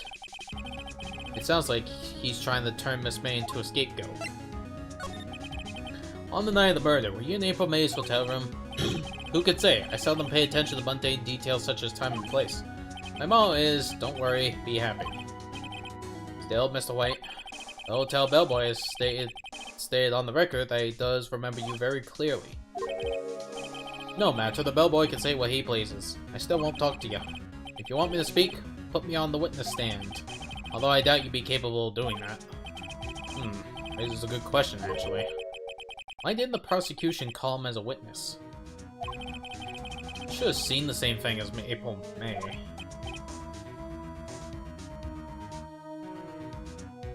So, where the hell's June, July, and August? Oh ho ho. The police, the courts. To me, they're mere toys, playthings for my amusement. Oh, that's sass. What kind of company is Blue Corp anyway? Ah, excellent question. We buy and sell various kinds of information. We are a company of the future, you might say. We are the future. Sell information? In just 10 years, I built this business up into the grand office you see now. Ah, in case you were wondering, Blue Corp was named after the color blue. I, Red White of Blue Corp, as founder CEO, named it so. Because Red and White make blue? And why, you ask? Because I like the color blue, of course. The only thing blue is fucking polka dot tie. Then probably that diamond encrusted into his, you know, fucking suit. I'll make that 2 or 3. Fantabuloustic, is it not? Oh, there are the other 3 bits. There's something that's been bothering me. Yes, what that might be. That big paint on the wall over there. You know, I've actually seen that paint before. Oh? Just yesterday, actually. Your point being?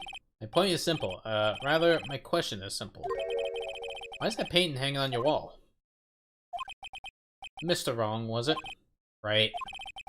It appears you do not fully grasp your position here. I ask again, who are you? Huh? A lawyer? No, my feeble friend. A mere lawyer. Worth nothing. Zitch, zippo, nada. Just like that sorry excuse for an attorney, Grody Burger. What? Ugh. Oof. Wow, he just straight up assaulted the lawyer. Well, Mr. Lawyer, what will you do, eh?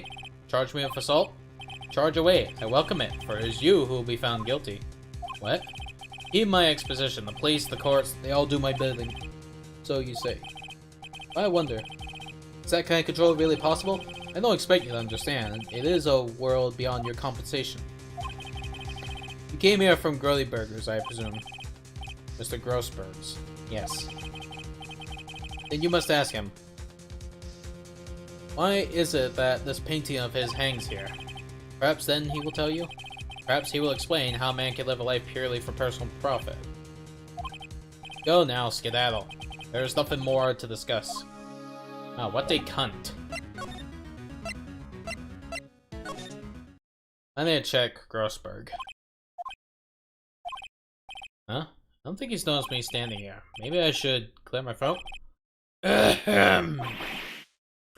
Jumping Jehoshaphat's. Oh, you. What's wrong? You look so pensive, like an old man at the end of his days. I'm not senile yet. I was just thinking about this whole mess. Something's really bothering him. That much is clear. So, you came to see the trial? Yes I did. Something was bothering me all last night. You see, I couldn't get a wink of sleep. Really? What was that? Well, you see, it's just my sister, that poor girl. My boy, I owe you my thanks, truly. I don't know what I would have done if things had gone poorly for the girl. I asked before, but why did you refuse a request for defense? I think I have a right to know. Alright, Mr. Wright? No, I'm sorry. It's just I need more time to think about it, my boy. He does seem troubled about something. I'm starting to have a feeling I know what it is. So, I played Blue Corp a visit. Oh, I see. Mr. Grossberg. I have to admit, something has been bothering me. Oh, what is it? Well, out with it, my boy. You see, it's just... Mr. Grossberg, sir, there was a giant painting hanging right there the other day, was there not? The one you said you had no intention of parting with? Well, I saw it today. It was in the CEO's office at Blue Corp, Red White's office. So, you noticed. I suppose I should have guessed you would. It is a large painting. Mr. Grossberg, I know you and Mr. White are connected somehow. Connected, you say? Yes, and I know what it is.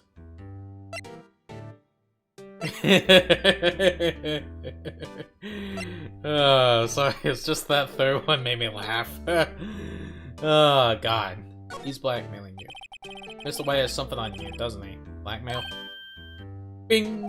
Got him. I think that painting is fairly godly proof. Very well. This may be the chance I have been waiting for. Maybe it's time to get this off my chest so I can finally rest easy again. After all, you were Meyer's understudy. Perhaps it was fate?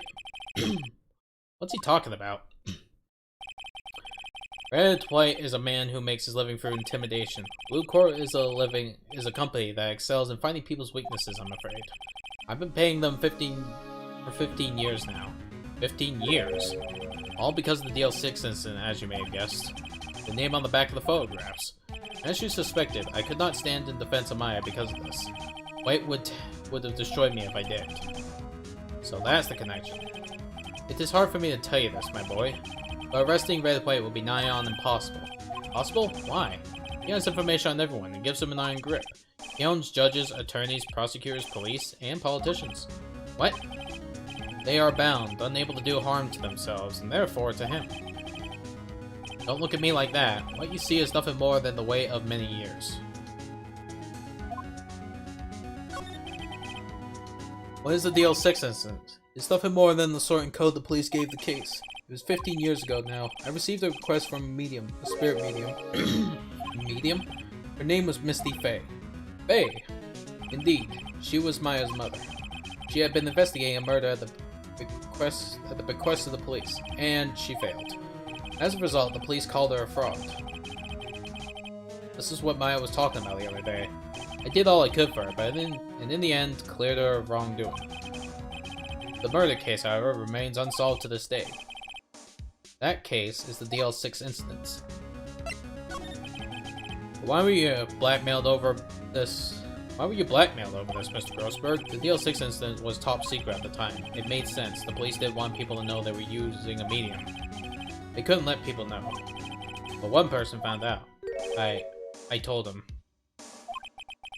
You told White? He offered me riches. It is an embarrassment to me now. Because I talked, the police were mocked far and wide. In secret, they began looking for the one who sold them out. Of course, White heard about it, and he came to me. Only this time, the offer was blackmail. I see. White controls the law of this country as he sees fit. Yet, if you would still challenge him, have a close look at Maya's office. Maya's office? She followed his every move for years. She may have recorded something of what she found. Well, this is a big mood, ain't it? It's funny, look at this room, it seems so normal. Hard to imagine a murder took place here. Mr. Grossberg said there would be clues. Maybe I should have another look. Now it's time to examine. Maya's desk, perfectly clean as always. The only thing that's missing is Maya. Let's see if there's like a safe behind the painting trick. So, if you were to send a letter to me and it was a black envelope, would it be blackmail?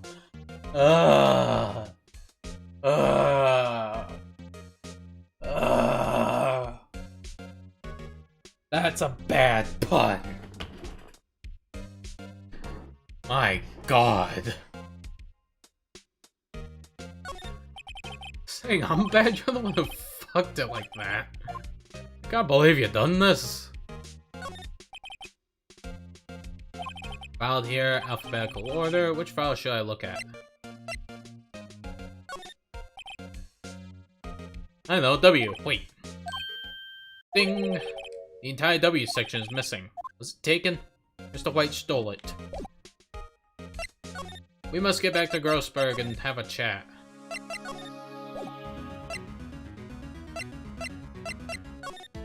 Didn't work. DL6. Oh, that's actually a good point. Let me see.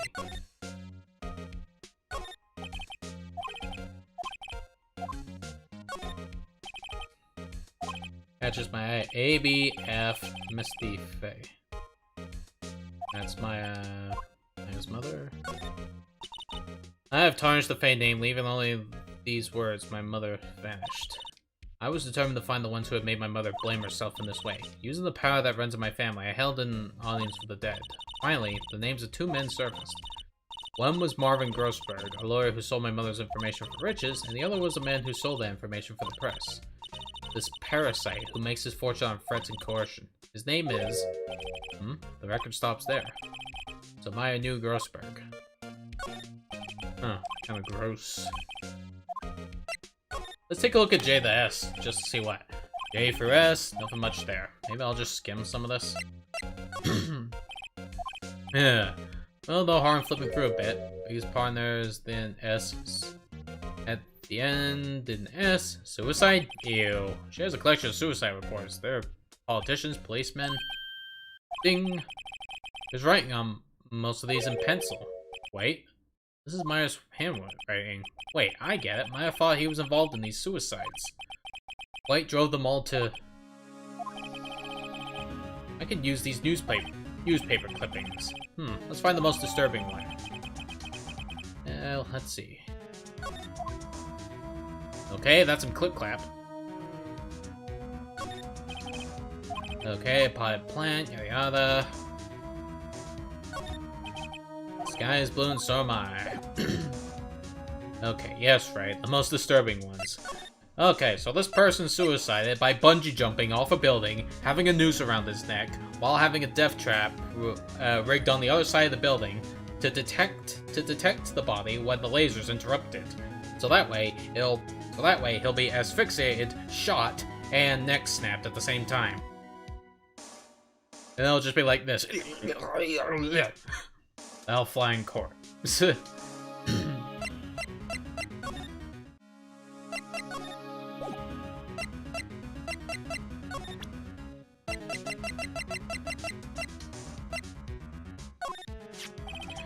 I found this in Maya's files, so she was investigating Red Way as I expected. Well, if you wanted to challenge him, you could present this in court. Not a bad idea.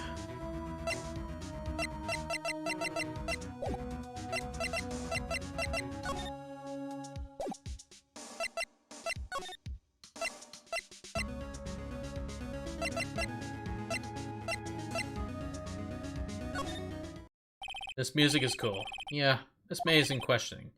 Doubt they'll let me talk to her today. Yeah, music is cool and all. The bellboy seems to be out, huh? Sound the water coming from the shower. Money making. I got the money making blues. Someone seems to enjoy washing in the showers. Well, aren't you persistent? Sorry, but there's something I have to ask you. Miss Laura, really hate having to repeat myself, but it seems the message has not yet penetrated your thick skull. Stop bothering me.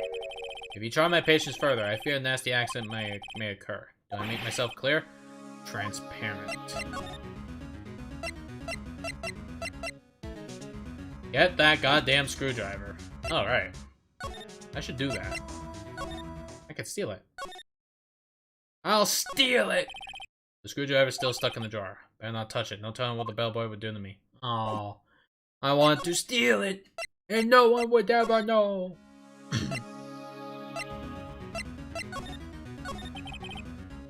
think we're past needing to talk about Miss April May. I'll pull this guy on the spine quick. What's the matter? You seem distressed. This guy, I'll pull him on the spine quick. Stop that. Hot gaze is giving me goosebumps.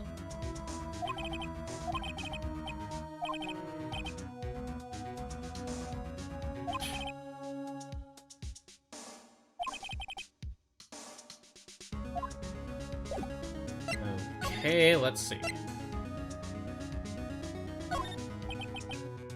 This is the only clue that Maya left me. I better make this one count. Mr. White, see this? It's an article describing the suicide of a politician. He was embezzling secret government funds. Then one day, word got leaked to the press. The very next day, he took his own life. And this concerns me how? I found this article in Maya's office. Miss Maya? She had a file filled with articles like this. Every one of them was labeled with a single word. White. Mr. White, I know what you did to this politician. You were blackmailing him. Blackmail? Not just him either. You were threatening and coercing hundreds of others. You were involved in all the suicide cases that Maya investigated. This company is built on blackmail. I'm right, aren't I? What a bizarre accusation, Mr. Wrong. What is it that you should be doing now? Investigating me? No, I think not. You should be searching for the one who killed Miss Maya. Beep. Secretary's office, hello? Mr. Wrong will be leaving now. Yes, sir. I'll send someone right away. Wait a second, Mr. White.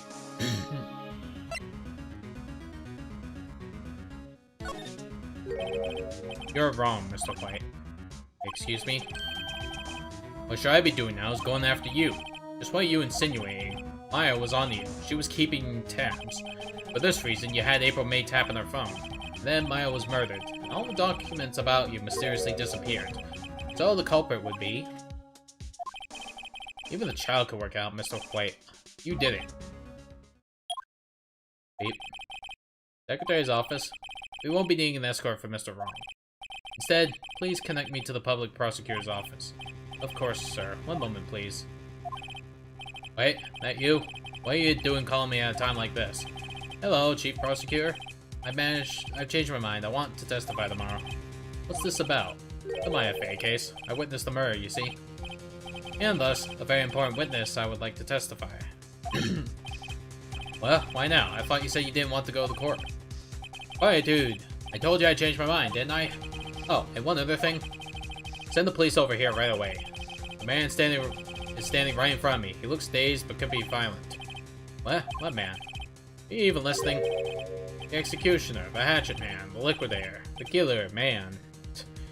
He's going to testify. Let's fucking go. What? Mr. White, this is another one of those. Chief Prosecutor, I do not believe you're in a position to freely offer your opinions to me, correct? I'm telling you to send the police, now. Did I not tell you, Mr. Wrong? You are a mere lawyer, as was mine. How dare you? I'll point the finger at you, and you will be tried as Miss Maya's killer. The case is as good as settled. No lawyer of any worth will defend you. I have friends in the local lawyers association, you see. You'll be given a lawyer so stupendously inept that they will make even you look competent. I feel faint. Detective Gunshoe, reporting, sir. Ah, Butts. Harry Butts. Right, actually. Phoenix Wright. And my friend's name is Larry. Oh, right. Sorry, pal. Butts was that murder, right? Detective Gumshoe, I present you the man who killed Miss Maya Fey. What? Take this despicable human being in the custody. Farewell, Mr. Wrong. What a massive knob jockey of a dickhead. Detention center, visitor's room. I can't believe it's only been a day since the first trial. My trial begins tomorrow. White's gonna set a trap for me. And the prosecution will be in on it, of course, Edgeworth included. An attorney was assigned to me by the state yesterday. I refused. I had an idea. Right. Mr. Wright. Oh, Maya. Great, they let you out of detention. Just now, yes. It's all thanks to you. Now I'm afraid we switched places. What? You mean you... I explained what had happened to Maya. I don't believe it. How many people does that man need to destroy before he's satisfied? My mother, my sister, now you. This has gone too far. That's right, please tell me, is there anything I can do? Well...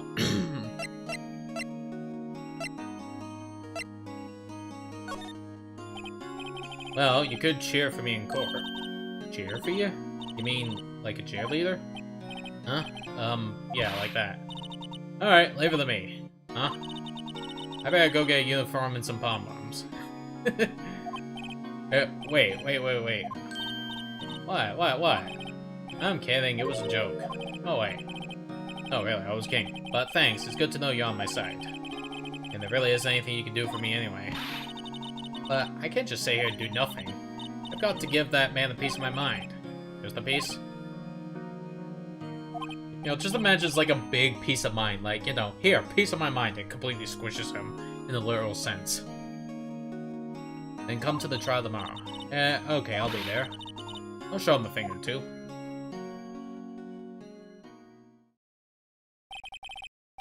Times may change, yet with crime, it's the same old story. In fact, it's gone worse. Lengthy court proceedings are no longer realistic. Beginning a few years ago, a limit of 3 days was put on initial court trials. Almost all finished in a day, most with a guilty verdict. I never thought I would end up in the defendant's chair myself for this case.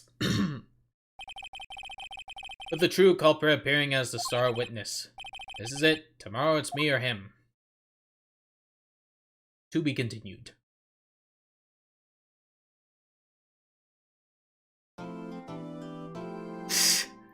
I'm sorry, it keeps reminding me of bullshit evolved with that tune. It keeps making me fucking laugh. Okay, so we are taking a break because we're reaching 4 fucking hours right now. 4 fucking hours. Ugh, jeez. Plus, it's goddamn Sunday. Should be a break time, Because Sunday. But yeah, Phoenix Wright. That happened. What y'all think? Good? Let me just, There we go. That's how y'all F4 this shit.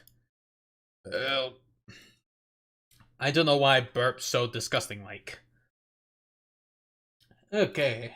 So, let's see.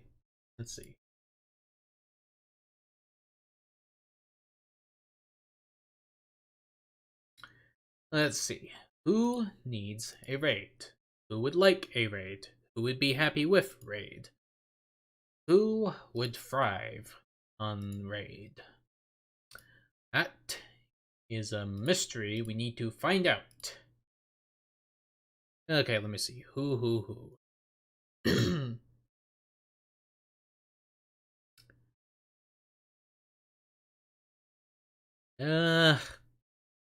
Alright. Well, let's just go ahead and raid Basic Milky. Because he's playing a different game, but screw it. Playing RimWorld, so we might as well say hello, like Mind Turtles. Well, that's literally his name, basically Milky. Look. See it? But yeah, I want to say thank you all for joining me on my stream. You've all been awesome. And I hope to see you all again soon on the next stream I make. Till then, you take care now. See yas.